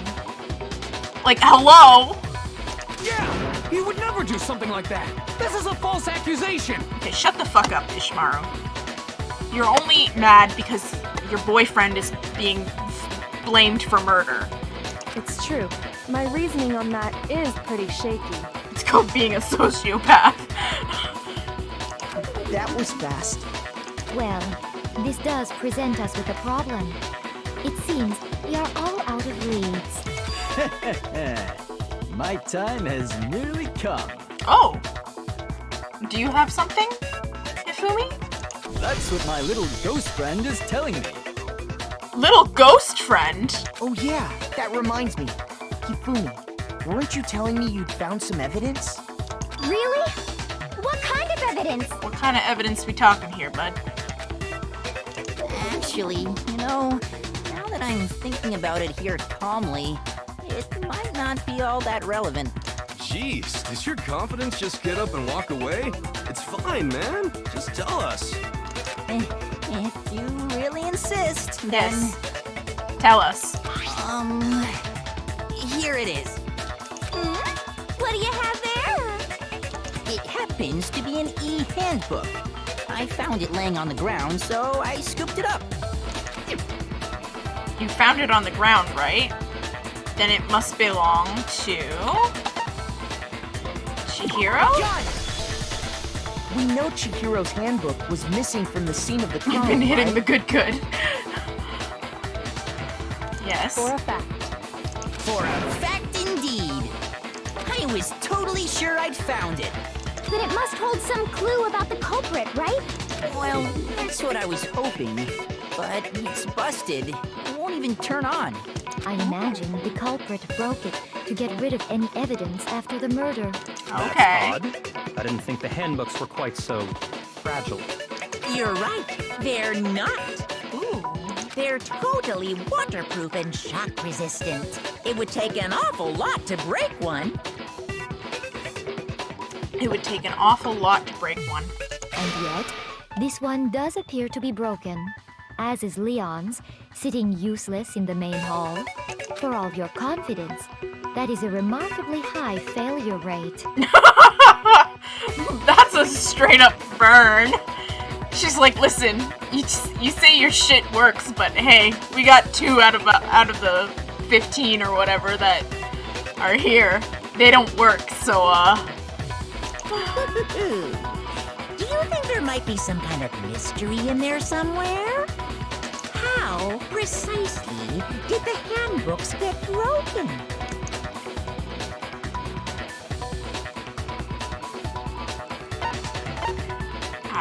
By hitting its weak point. You already told us before that the handbook has one weak point, didn't you? You remember that? Yes. Sure, maybe I let that slip. But I never told anyone what the weak point actually was. But if the handbook is supposed to never break, and 2 of them broke in quick succession, then... Bro, your quality assurance is trash. Then we can only assume that someone's figured out its weakness. You know what the weakness is, right, Monokuma? So, what is it? You're asking me? Well, yes. I think it's a necessary piece of information if you want this to be a fair trial. But if I tell you, and someone else decides to copy it, that would be very not good. Very not good. Love that. Very not good. Just tell us already. Why would we want to break our own handbooks? Oh well, I have a weakness for pushy demands. But you're sure you won't follow their example? Then allow me to make a special announcement. The weak point of my cutting-edge e-handbook is... when it's exposed to high temperatures for too long, it will suffer a meltdown and totally break! I flippin' knew it! You knew it? Huh? Yeah, because I found the handbook laying on the floor of the sauna. Ooh! And you know what that means. The temperature in the sauna can reach over 200 degrees. Strange how you don't get burnt, huh? It's because as your sweat evaporates, it creates a cooling layer of air around your skin. Yo. If the hot air of the sauna were somehow pushed directly onto your skin, you'd definitely get fried. That layer of air would get blown away. That's why you may feel a burn you guys when know you that move around. I'm literally sitting like right across from a door that leads to a sauna. We have a sauna in our house. We don't use it because it doesn't work anymore. We use it as storage. But yeah, we have a sauna in our house. It's weird. Don't ask why. I don't know. People before us, before we bought this house, they were into some weird shit, like saunas. So when you're in a sauna, make sure to keep nice and still. Wow, interesting. I learned one new fact today. That is a mere trifling speck of knowledge. Today we learned how saunas work. Anyway, if you found the victim's handbook in the sauna, then the killer must have been purposely trying to raise its temperature in order to break it. Fucking 1%. Laugh my ass off. Meaning the culprit somehow knew its weakness. But how'd they find out? Monokuma said he didn't tell anyone, right? Indeed. Quite the mystery. What if they found out by accident? Who was having a sauna battle? Between bros? What do you mean by accident? I think we know. What if the killer took their own handbook into the sauna, not knowing its weakness, and it broke? They'd realize it was broken, of course, and it wouldn't be hard to figure out why. And once they had Chihiro's handbook, they knew they had an easy way to dispose of it. I won't say it's not possible, but who would have done something like that? I don't know of anyone who took their handbook into the sauna. I might know someone who did. Whoa, seriously? Yeah? I think the one who may have taken their handbook into the sauna was... Ooh.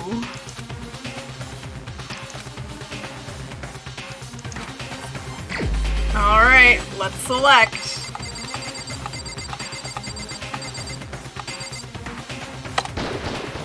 Here's my answer. We got him. Mondo, your handbook got broken in the sauna, didn't it? Ooh, we got him, boys. What? Why? Why do you keep accusing him? Mondo and Taka had an endurance contest in the sauna not too long ago, remember? And for the See, this was contest, very, Mondo this just so homoerotic happened to moment keep his was school actually uniform on. very important to the plot. See? Everything in this game happens for a reason. But little did he realize, he'd also left his handbook in one of his uniform pockets.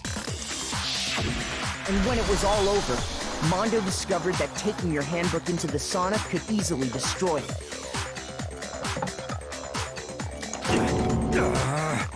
No, wait, hold on! You've got it all wrong! He would never kill! I don't accept this! Show me the proof! The actual solid proof! I mean, I don't want to believe it either, but I found something that proves it beyond a shadow of a doubt. Oh, here we go.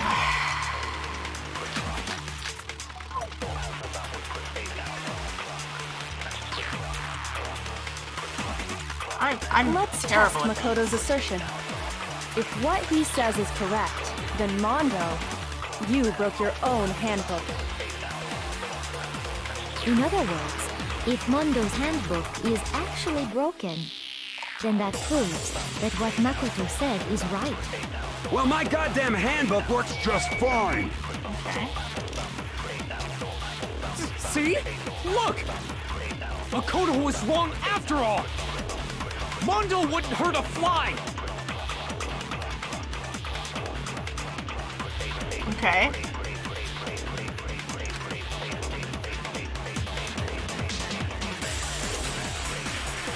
Let's test Makoto's assertion. If what he says is correct, Okay. then Mondo, you broke your own handbook. In other words, if Mondo's handbook is actually broken, then that proves that what Makoto said is right. Well, my goddamn handbook works just fine. See? Look! Makoto was wrong after all! No. I fucked up. I fucked up! But these tweets are real. Let's test Makoto's assertion. If what he says is correct, then Mondo, you broke your own handbook. In other words, if Mondo's handbook is actually broken, then that proves that what Makoto said is right. Well, my goddamn handbook works just fine. Oh, that one's wrong too. I'm a dumbass. Shoot, I'm a fucking dumbass. Okay. Okay. Let's test Makoto's assertion. If what he says is correct, then Mondo, you broke your own handbook. In other words, if Mondo's handbook is actually broken, then that proves that what Makoto said is right. Well, my goddamn handbook works just fine. I got it. Don't worry about it. I may be a little fucking stupid, but... Mondo, the handbook you have right now, is it really yours? The fuck is that supposed to mean? Here we go. The broken handbook that was in the main hall, isn't that one actually yours? What the heck are you talking about? What I mean is, I think Mondo swapped his handbook out for one that actually works. I think he took Leon's handbook and replaced it with his own. After all, Monokuma said himself that Leon's handbook never should have broken. Ooh, that's some good evidence. Card reader on handbook works fine. Fuck me. Whatever. That's right! The punishment it suffered wasn't nearly enough to destroy it. So then, the broken handbook in the main hall is actually Mondo's, which would mean that the handbook Mondo has right now is actually Leon's, yes? Yep. But doesn't that violate the school regulation that says loaning out your handbook is prohibited?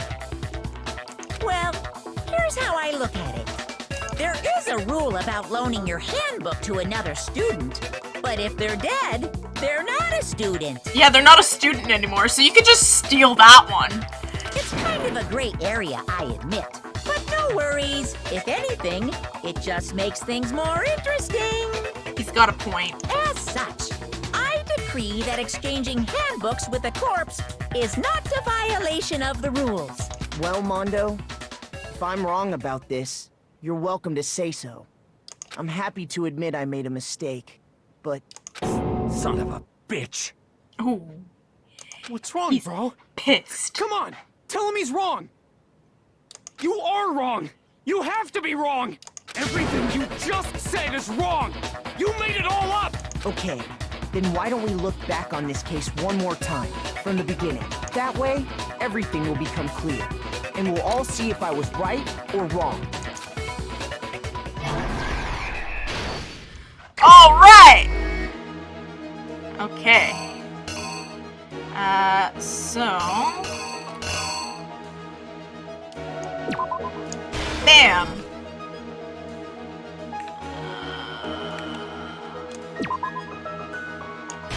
Bam.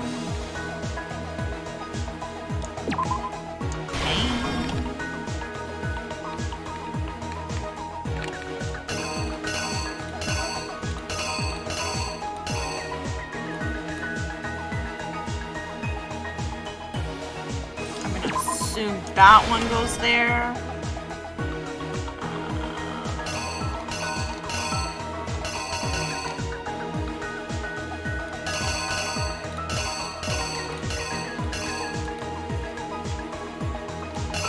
Fuck.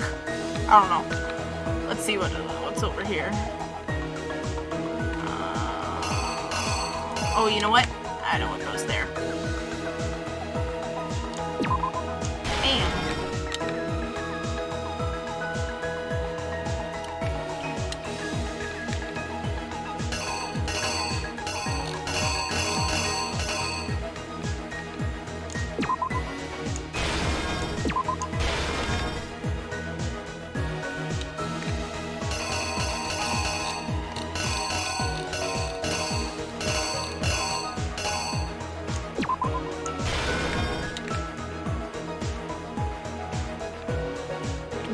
Fucking Togami came in. Oh, no. Hold on. No, that's wrong.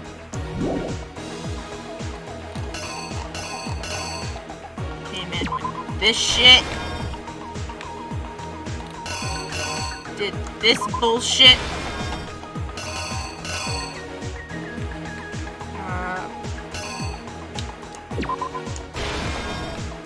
And last but not least, bam. Reenact. The killer is you! The killer is you! First, let's take a look back to before the incident. Just because Mondo's your new best friend doesn't mean he can get out of this. Last night, Celeste saw Chihiro in the warehouse, correct? Yes. At the time, she was apparently stuffing something into a duffel bag. Yes. That something was a blue tracksuit. You can confirm this, right, Celeste?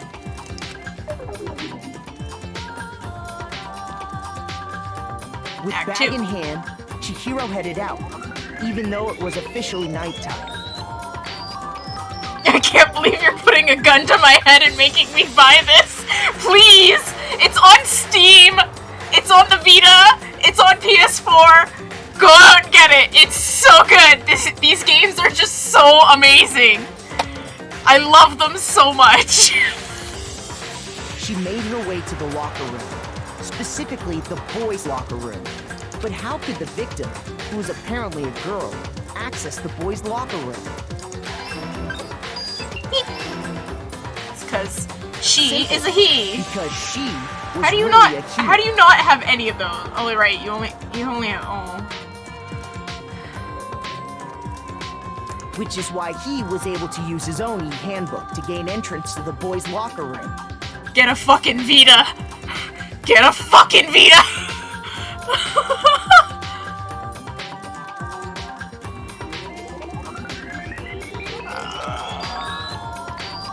Fuck. Once inside, he met with someone there. And the person he met was the one who killed him. And there It they seems are. likely that the killer grabbed the nearby dumbbell, approached the unsuspecting Chihiro, and attacked him. Damn. And that's where the bloodstains on the poster and carpeting in the boys' locker room came from. The apps would be the only route. I don't know if this would be on the iPhone.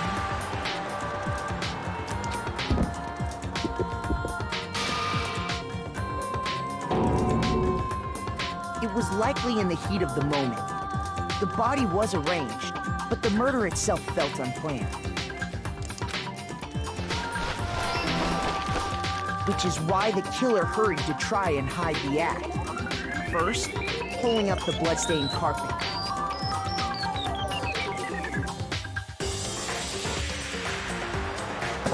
Everyone should play this game. It's so good. Then, removing the bloody poster. Oh, fuck! Okay, I gotta go back. I fucked it. I fucked it up. Okay. There we go. You know what? Fuck. I fucked this shit up. I fucked it up. Okay, these are right. That's right. Okay, I think I just fucked those two over. Well, fuck me. Alright, let's reenact exactly it. What happened. Are we gonna start from the beginning again? Oh no. Okay. Which is why the killer hurried to try and hide the act. First, pulling up the bloodstained carpet. Yep. Then, removing the bloody poster. Okay, that was correct. And finally carrying the corpse. It is on buy it. Locker room. Buy it for iPhone. It's good. A girl's handbook was necessary to get into the locker room, of course. But this alone doesn't prove that the killer was necessarily a girl. After all, Sayaka and Junko's handbooks had been placed in the main hall. True. Using one of those, a boy could get into the girls' locker room without much problem. Accurate. And that's exactly how the killer did it. With the carpet and the poster they brought with them, they got to work. They changed the layout of the boys' and girls' locker room in what you might call a crime scene switch. That could have been the end of things, but no. Byakuya discovered the body and decided to intervene in the situation. Because he's a making fucking things weirdo. even more complicated. And I love him. He's literally my favorite character. So, after stumbling on the crime scene, he went and grabbed the extension cord from the library, and then he got to work. He used the cord to string up Chihiro's lifeless body.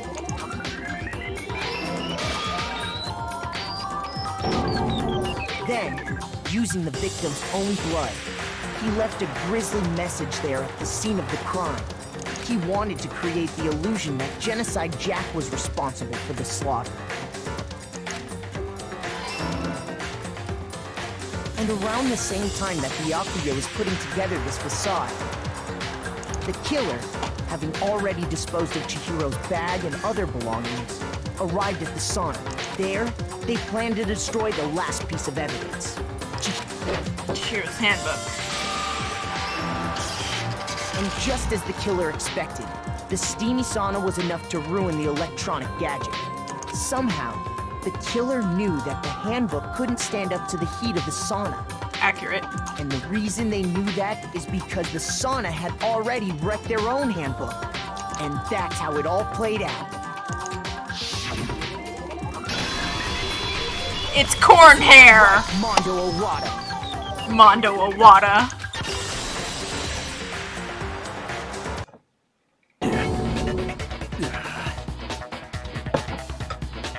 You can't run from me now, bitch! Wait! No! This can't be right! Here we go. Where's your evidence? Yeah! Where's your evidence? We literally just went through the entire evidence, all of the evidence! You need evidence! You need proof! We do! Without any proof, you can't pin any of this on him!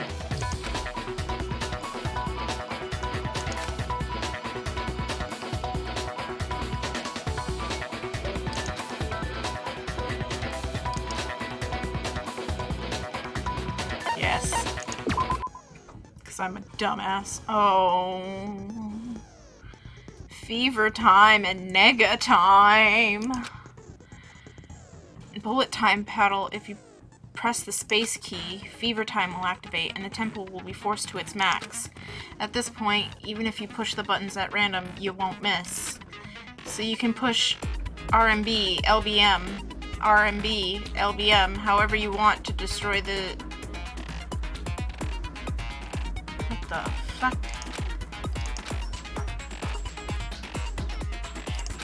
Of course, it would only be fair if you got ticks. So we've also prepared something called Negatime. The opponent activates Negatime during the bullet time battle. Your tempo marker will disappear, making it quite a bit tough. Oh, fuck. I'm not sure nothing would happen. I don't know what I was worried about. Unsurprisingly, if your action difficulty is set to gentle, the opponent won't use Negatime. Oh, then good luck and have fun. I don't remember how to do bullet time battle again. In the second game, it's called PTA. Show me some evidence. You're wrong. I won't listen. I refute you. False.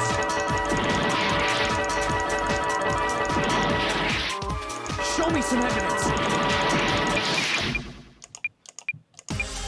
I won't listen. False. Fuck. I'm not good at this. I failed! Fuck! Oh, we failed the fucking trial!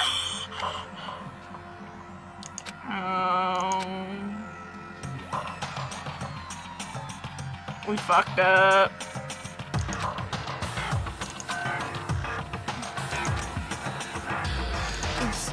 Is this really the end for all?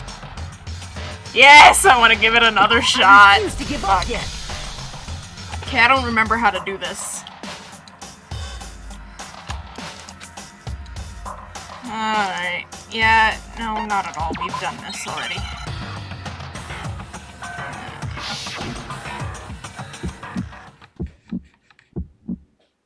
Show me some evidence. You're wrong. I won't listen. I refute you.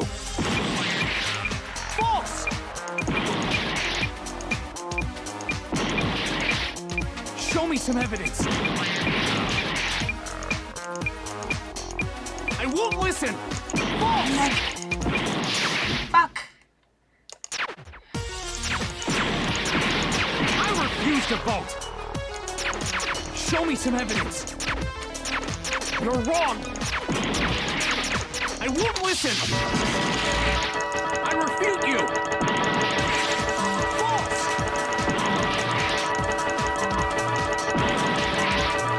Show me some evidence.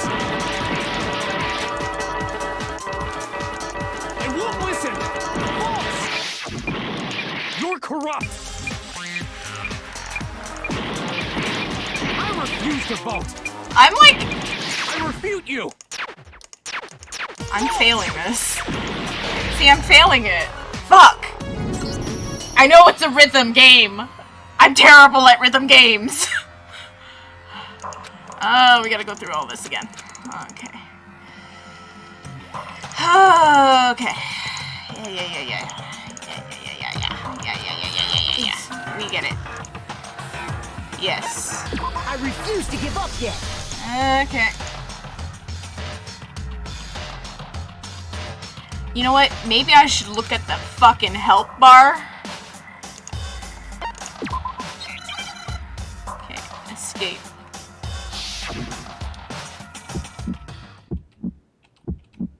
Okay, hold on. Influence gauge, bullet time battle, you will damage... Okay, if this you will fail the case. Tempo, this indicate you have to press buttons in the rhythm. Failing will count as a miss. Okay, left shift. Lock on is the right mouse button. Reload is the tab key. Oh! I'm a dumbass! Makoto was ready for Ace Attorney. So we do right and then left. My dumb ass. Right, left, right, left, right, left. Okay. Show me some evidence. You're wrong. I won't listen. I refute you. False. Show me some evidence. I won't listen. False.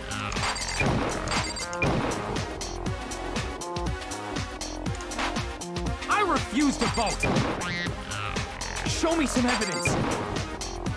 You're wrong. I won't listen. I refute you. Got him. Show me some evidence. This should prove it. This should prove it. We did it. If my thinking so far is It only right, took me 2 tries, but I did it. Mondo must have replaced his broken handbook with Leon's. In which case, we can just check each of our handbooks right now. Yeah. Just pull Once out we your do that, ebooks. We'll... We don't gotta do that. Oof. Huh? Yeah. I did it. I killed him. Oof.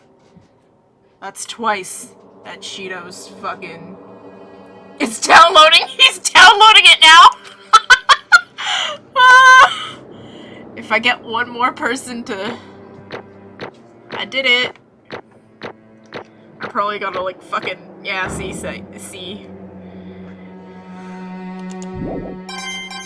Woohoo!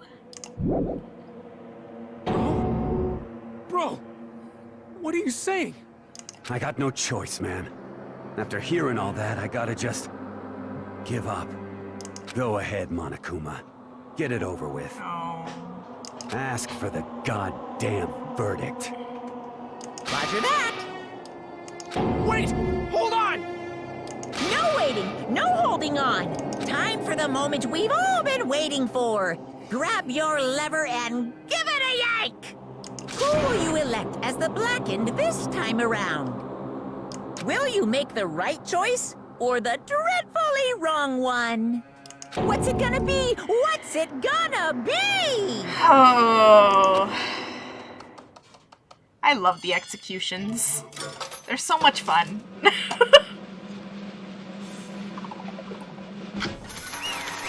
Everybody thought it was Mondo!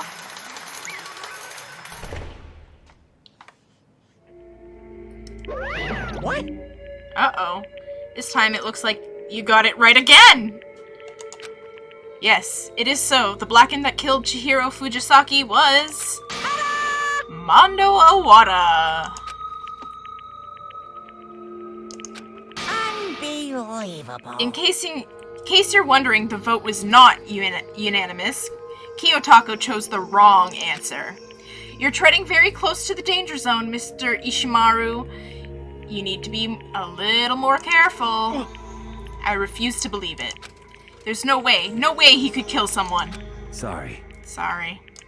What is this? Why are you apologizing? Why? Why did you do it?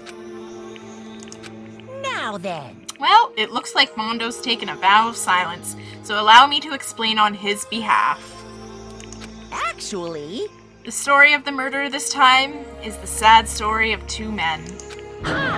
Oh, but for anyone who doesn't really want to hear it, you can hit the control key to fast forward the text. Anyway, there was once a young boy, and his name was Chihiro Fujisaki. He had an extreme inferiority complex regarding his own lack of strength. You're so weak, even though you're a boy. He'd heard things like that as long as he could remember, and he couldn't overcome his weakness. On the contrary, he tried to hide and bury himself further and further into that weakness, to take on the fragile form of a petite young girl. He had chosen that as his way out. Now nobody will be able to say anything about even though you're a boy. But no matter how tightly he wrapped himself in that shell, The inferiority complex had already taken root deep inside of him and was not so easily weeded out. As it turned out, the shell was completely empty. The complex didn't disappear. Instead, it only grew stronger and stronger. I'm weak. Weak, weak, weak, weak, weak, weak, weak, weak. Once the killing game had begun here at the school, he had no choice but to accept this fact. After all, this world is survival of the fittest. If you're not strong, you don't survive. And then the lovely and hateful Monokuma announced the revealing of the embarrassing secrets. Which of course included Chihiro's embarrassing secret, which I was more than willing to divulge. Even though he dresses like a girl, Chihiro is actually a boy. Hey, This is some transphobic shit. Get this fucking shit out of my face. And that was something Chihiro couldn't let anyone find out, no matter the cost. If that was revealed, it would be the end. The hardened shell would crack, the armor would fall away. Without a doubt, those around him would torture him more than ever before. Everyone figured being thrust into such a dilemma must have sent him spiraling into despair. What? And yet... I'm sorry. I don't really want to talk about it right now. But... I also don't want to leave things the way they are, so maybe I can talk about it later. After I try my best to become strong, then I can tell everyone. Annoyingly, he used the threat of discovery to motivate himself to become stronger. That's right. Now's my chance. I want to change. I'm going to get stronger and accept who I am. Strong enough so that when someone says, even though you're a boy, I'll be okay. I'll get better. With that thought at the front of his mind, he resolved to make immediate action. And so... that day, he made the commitment to begin exercising. He was prepared to retrain his mind and body. But sadly, that would be the first and only chance he would get at it. Hey, When he decided to start exercising, he thought it would be good to ask for someone's help. But he wanted to tell that person his secret first, and then ask them to help him from there. And the person he went to... Yeah, that's right. It was me. Yep, it sure was. The biker gang fella had been painfully clear about how important his manly promises were. So Chihiro probably figured that even if he confided in Mondo, his honor would make him keep the secret.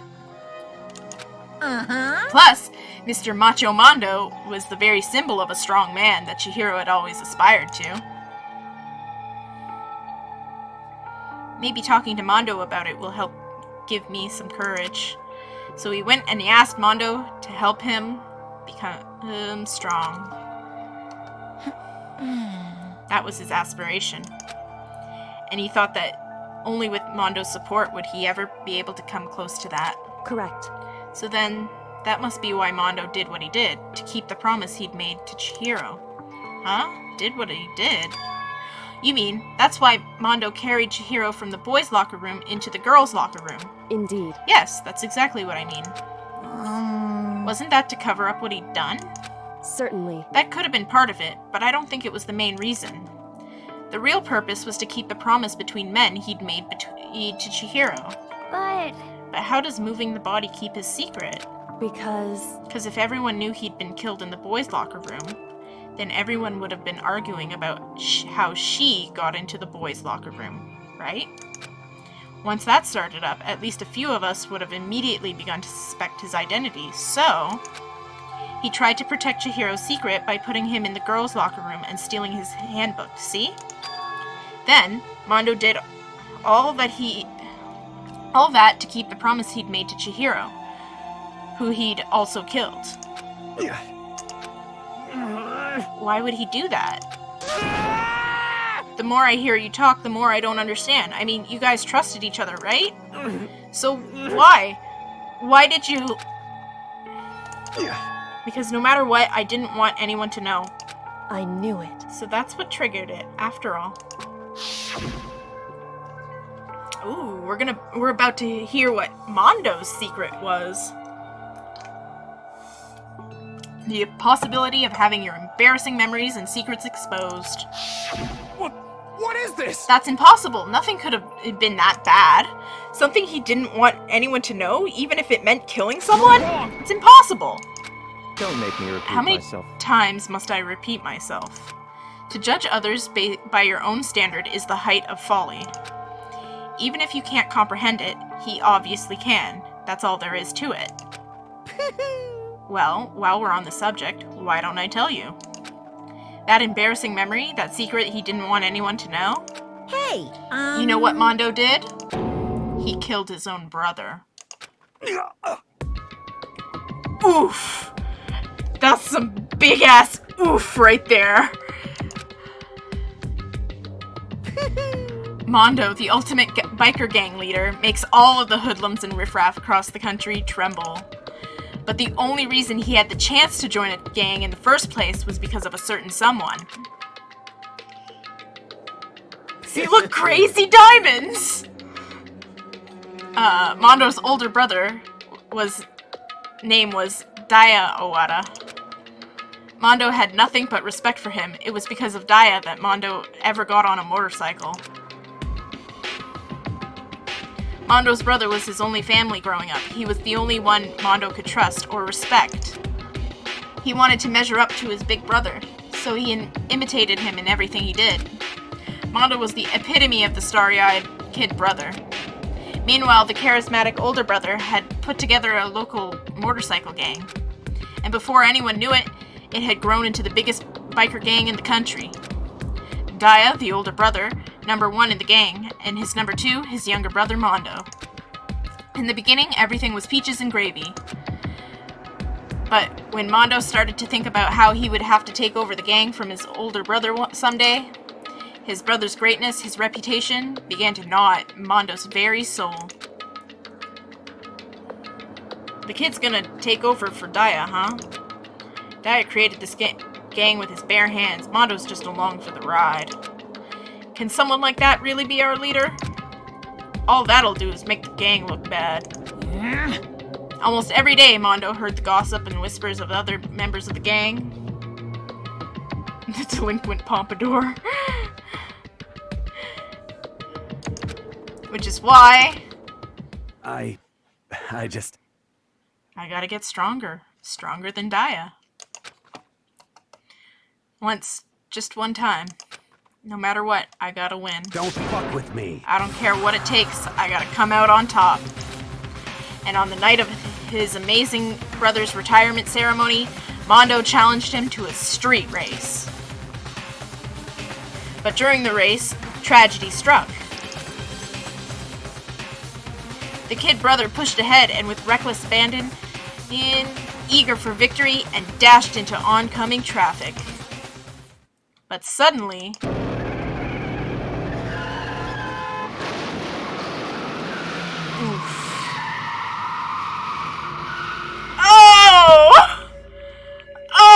Laying in his kid brother's arms, the older brother delivered his final words. My bad, kid. I fucked up. Sorry. Of course, he knew it was his brother's fault, but Daya never blamed him for what happened. Hey, kid, the rest is up to you. No matter what, you gotta keep the gang together. 'Cause it's the team, you and me, put together. It's a promise between men. He decided to hide the truth of what happened from everyone else in the gang. In order to keep the gang together and keep the promise to his brother, he could never admit to anyone that it was his own weakness that had caused the accident. And as a result, the team was made even stronger under the banner of the kid who bested his big brother. Daya was gonna lose to his kid brother, so he got stupid and got himself killed. That became the explanation for what happened. Mondo's lie became the truth. When he wanted to lead the team so bad, he was willing to tell all kinds of lies about his brother. Oof. And yet, as soon as our killing game began, he realized, no matter how tough he pretended to be, he was just another weakling that could die in an instant. And then the hateful Monokuma announced the revealing of embarrassing secrets. And at that point, it was clear I would have no problem shedding light on his secret. Mondo killed his own older brother. No matter what, I couldn't let the other gang members find out. If that happened, everything would have been ruined. Everything me and my brother had worked to create would have been destroyed.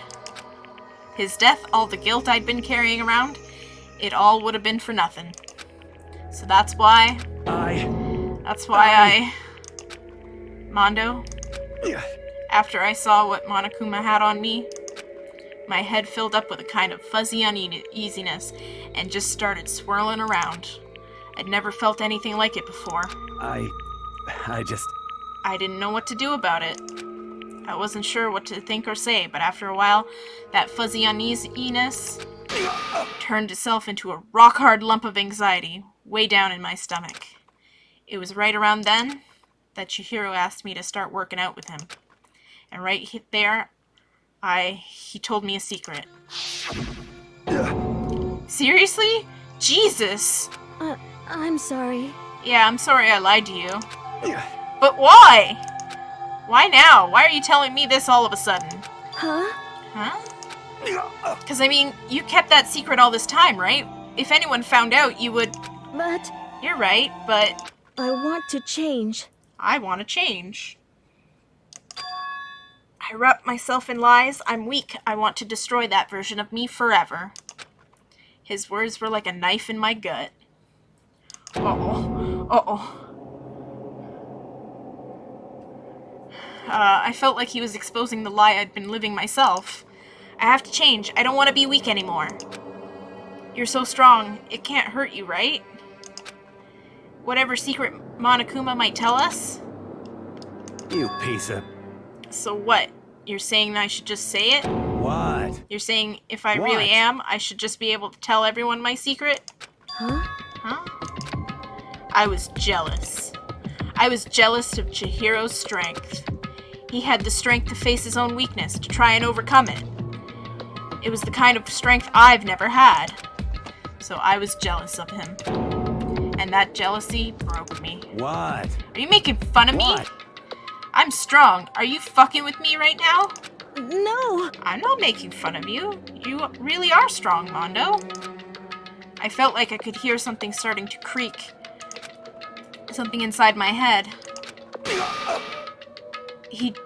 What did he want me to do? What was I supposed to do? Was I supposed to just sit back and let my secret get revealed and ruin everything? What's wrong? Damn you! Why did you have to tell me all that? Are you trying to rub my failure in my face? I No. just wanted to... I just really admire you. I admire your strength. Yeah, that's right. That's right. I am strong. Strong. I'm strong. Stronger than you. You son of a bitch! And stronger than Daya. And that's when he bopped him on the head. Yeah, basically. I don't remember anything after that. When I woke up again, he was laying at my feet, covered in blood. I had the dumbbell in my hand, and I was just staring at him, down on the ground. Hey! I killed him. He straight up killed him. I killed Chihiro. Oof. Oof. Even after all this time, I'm still just as weak as I've always been. And thanks to that, I did something I can never take back. Mondo, he was normally so aggressive, so angry. He hid away that weak side from everyone. That was his secret. A weakness like that lived in a heart like his, and it turned him cold-blooded.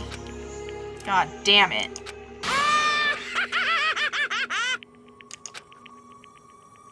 Alrighty. Look at him. You see? You're all just like him. For a secret from the past, for a memory. For that, he killed another living human in cold blood. He could have cut free from his regrets of the outside world. He doesn't know what true strength is. Do you see hope anywhere in there? 'Cause I sure don't. You bastard! Just shut up, you son of a bitch! Go ahead! Say that again, I dare you! Yep.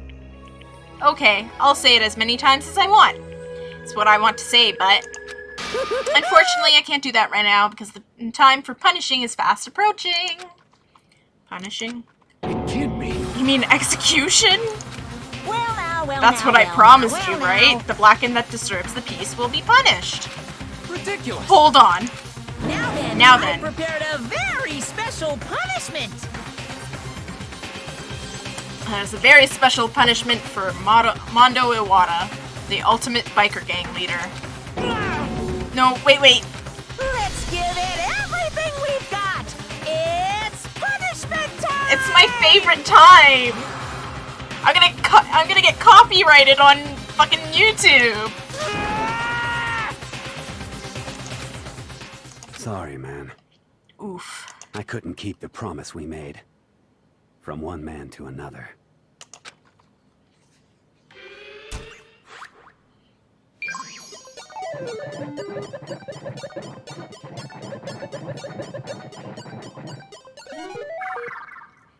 I love these cutscenes, man. They're so good.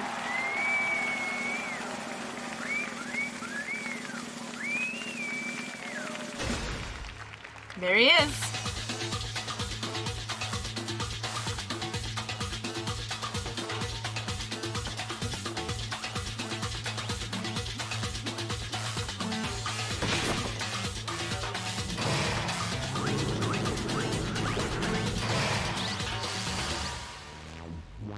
The Cage of Death.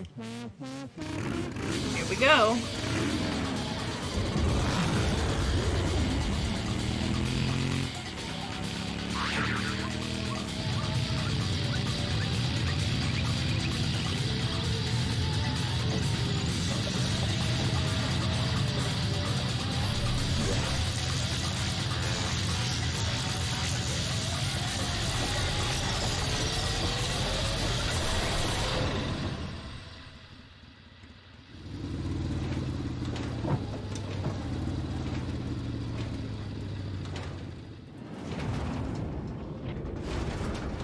Oof.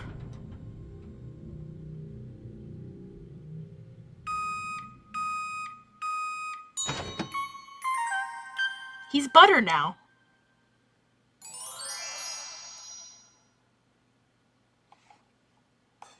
Well, that was fun.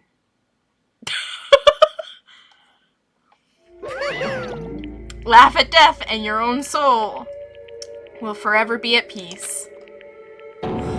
It can't be! My brother!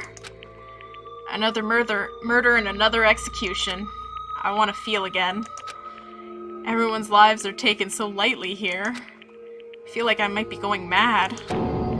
Maybe I'll just let it happen. That's fucked up. Yeah, it's fucked up. You should have seen Leon's murder, man. That shit was fucked up too. As Taka's sad screams invaded our skulls, we were each forced to realize once again. But of course he had to. What a disappointment.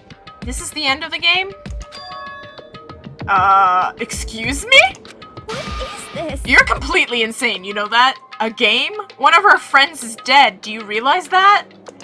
Naturally. Of course I do, because this is a game of life or death. Hey. I don't have anything to say to you. I don't have a response, except that... However... I just don't understand why.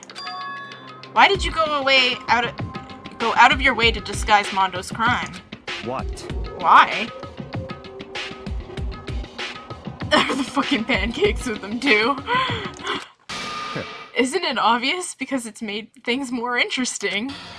His voice was calm, emotionless, like the voice of death. It chilled me to the bone. Last night, when the murder took place, I was in the library as usual. Honestly. So you ignored the nighttime rule, too. That rule never mattered to me. I don't recall agreeing to it. There is nothing to be done. Well, I don't particularly care. Please continue. The night grew late, and I decided to return to my room, which is when I stumbled upon him. I spotted Mondo coming out of the girls' locker room. After he'd gone, I looked in and saw the corpse. You mean you actually witnessed the fucking murder the whole fucking time, and you just... He was such a fool. He didn't have the slightest idea that I'd seen him. Well... So you're saying you knew who the culprit was from the very beginning? That's right. Indeed. But if that had been the end of it, how boring would that have been? I mean, what a waste of time to have the answer revealed right at the beginning. Like, he's my favorite for a reason, but this is not one of those reasons.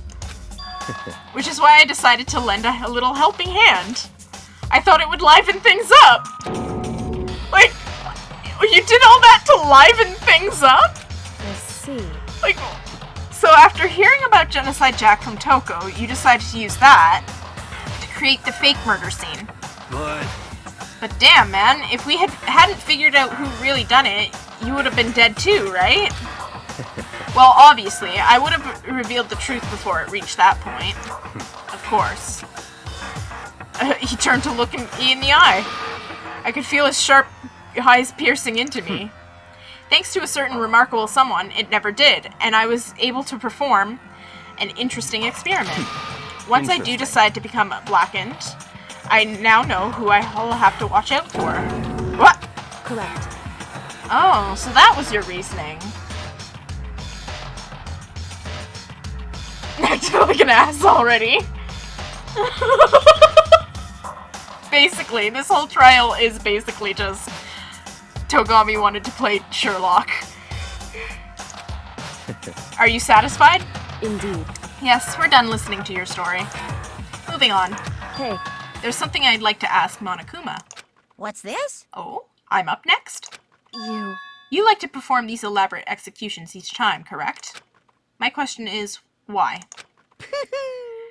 Do you not like them? But you know, this punishment, despair, it's not just for you. All this punishment, all this despair is my gift to mankind itself. What? You're over-exaggerating. I'm not over-exaggerating. These punishments are meant to transform all hope into despair. Damn. What do you mean? Mean? Mean? Mean? What the heck? Mean? Damn it. Good grief, I don't understand why you have to pick apart every little stupid thing. Whatever, it doesn't matter. In the end, I'm going to stand alone as the victor, and then everything will be revealed to me. Ah, the noble son of a noble family. Truly, you understand me. I think this is the start of a terrifying friendship. That's enough. Shut up. I would never stoop to a level of a childish criminal like you.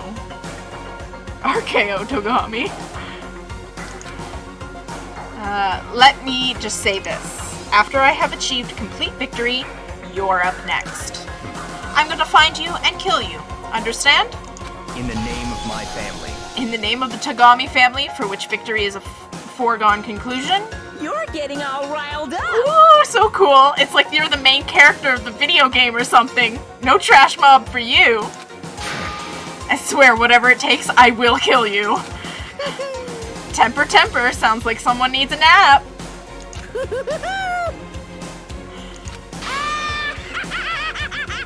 Fuck.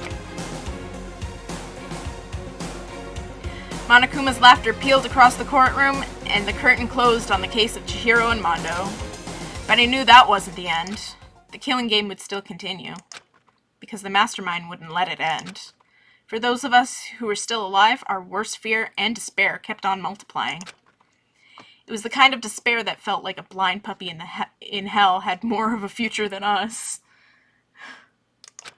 Foolishness, Makoto has mastered Royal Guard!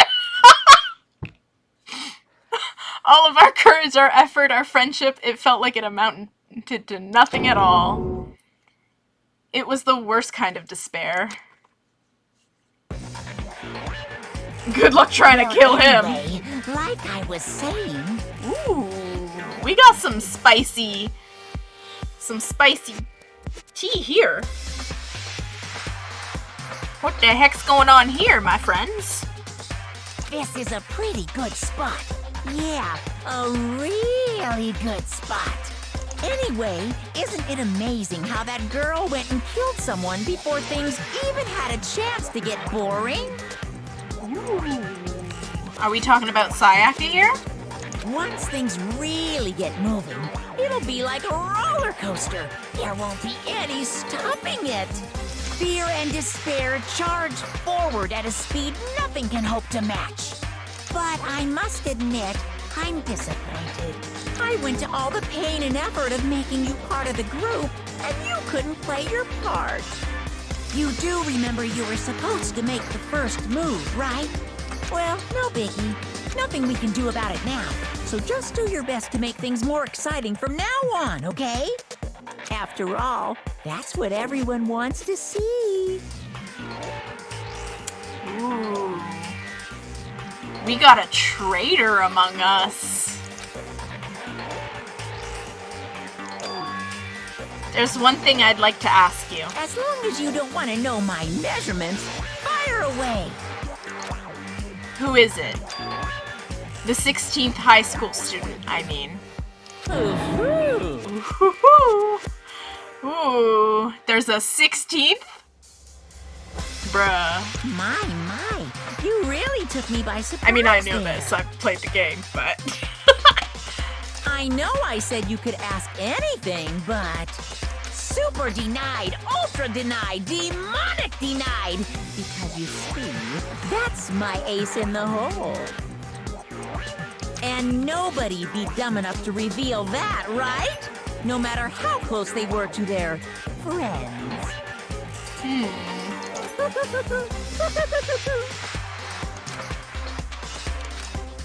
All right. Chapter 2 is done.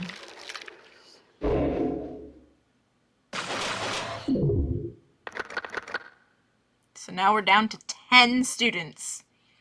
Togami is the imposter. Oh, we got the crazy diamond present. Do you want to save the data? Yes. Alright. Alright, we did it. We finished the next trial. So now we're back to our daily life.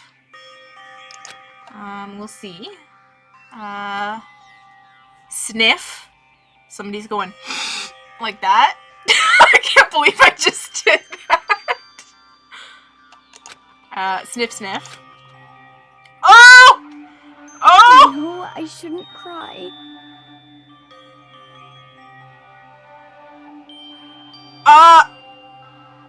This seems very... We shouldn't be looking at this. But... This is my wife, everybody. Cocainium. No, I don't think she's doing cocaine. I've had enough. I can't take it anymore. Poor Hina. Getting out of here anytime soon. It's okay. It's okay, wife. You'll be fine. I love you. It's impossible. I can't let myself think about how much I want to get out of here. She's very sad. If I keep thinking like that, I might decide to.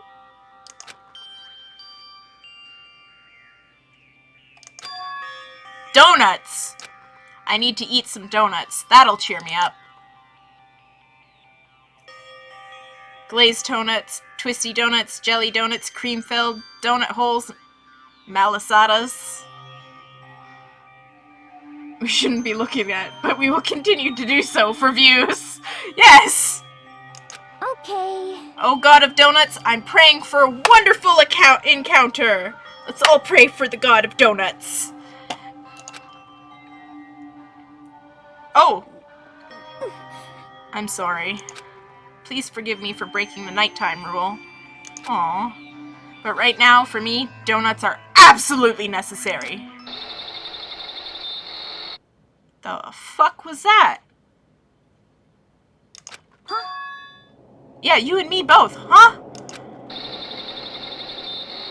Like, what the hell is that noise? Huh? What's that sound?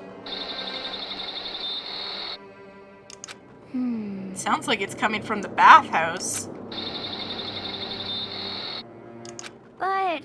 I'm super scared, but... Krispy Kreme killed him. Is someone there? Holy shit! Well, that... A next generation legend. Stand tall, galactic hero. Alright. It's a ghost. We got ghosts in this. Alright, well. The morning after the conclusion of second-class trial. Everyone met up in the dining hall, just as always. And I expected it to start like any other day. That's what I expected, but... Today's count kinda sucks, huh? Toko and Tagami are still refused to show up. And I haven't seen Miss Hasahina anywhere. She said her stomach was hurting, so she's taking it easy in her room for today. Oh. That is rather unusual for her. Normally she is so full of energy. You don't approach weird noises when there's a murder fest going on. Which is exactly what makes me worry. So then... So it's just the 7 of us then? Looks that way. How about that? It's time like this where the committee chairman needs to get things going with a bang.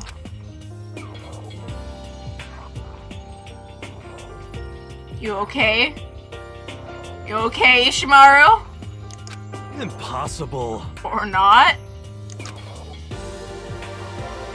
You good? I mean, we know your best friend just died, but you good? Taka hasn't said a word since everything that happened yesterday. Ooh. One look at his face showed he hadn't slept a wink last night. Must be because of Mondo. The two of them became so close, and then he finds out Mondo killed Chihiro. And then having to watch Mondo get punished, and nothing he could do about it. I can't even imagine what it must have done to him. Well... So, I mean, what's gonna happen now? We haven't found a way out. We have no idea if help's ever gonna come. Now I'm all depressed just thinking about it. We simply have to make the best of things, do our best to get along and live here together in peace. Forget about the outside world and accept this new life. That's the only hope we have now. What? To live here forever? Well... Here we have every convenience. We have food, clothes. Our every need is seen to. Why are you dissatisfied? In fact, let me ask you this. What is it about the outside world that you long for? Is that okay? Competition, discrimination, victimization, and violence. As society grows, so does its perversion. In which case, is our current situation not... Demon angel, pretty pudgy princess.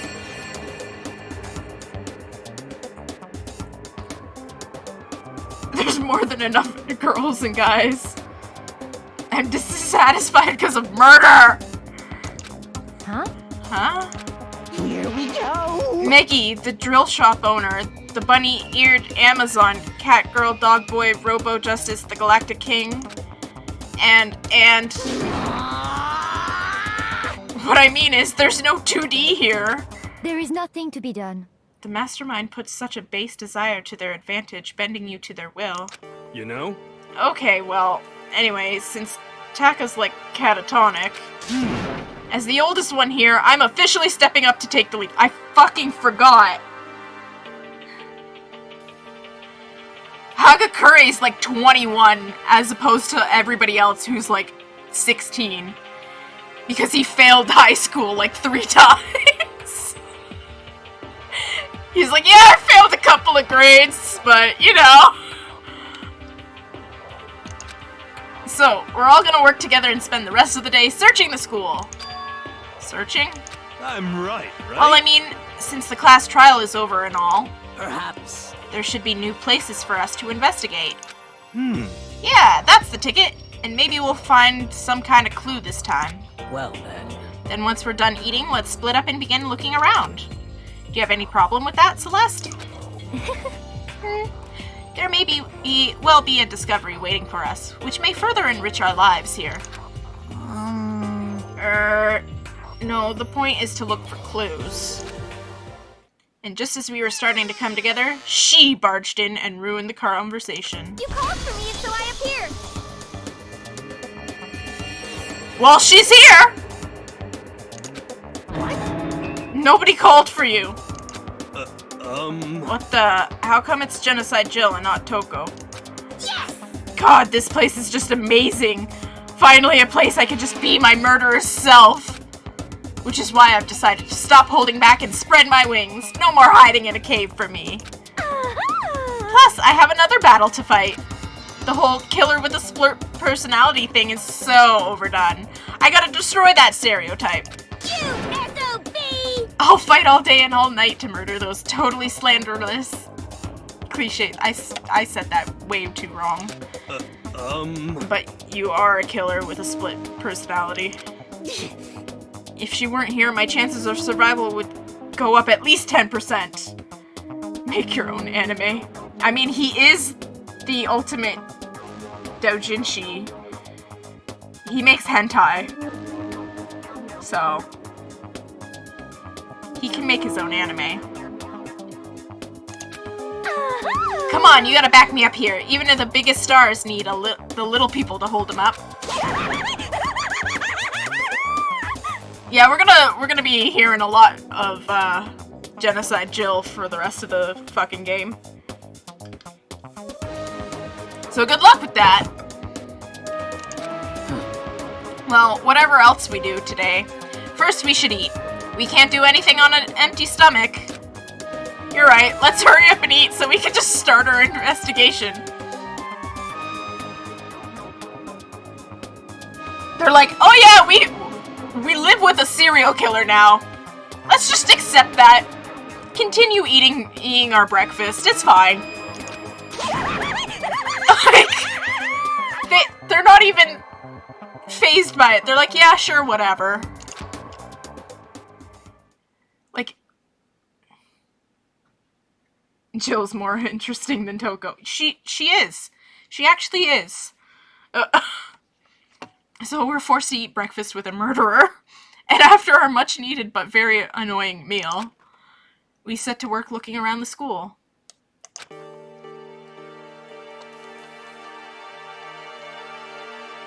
Alright. Well, it's almost been 3 hours. I'd say it's a good time to end the stream.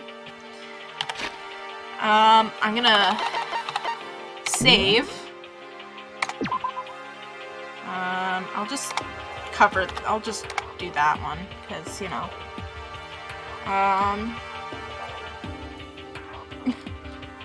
So, thank you guys for showing up. It's been a lot of fun. We'll continue this next week. Next week will be the last time we do it on Monday. I did request availability thing on my at work, so that I have Monday and Wednesday nights off. And my boss seemed okay with that. He's like, yeah, sure, whatever. He's gotta put it through the district manager first, but, yeah. Anyways, thank you guys for coming around. It was a lot of fun. Bye, everybody!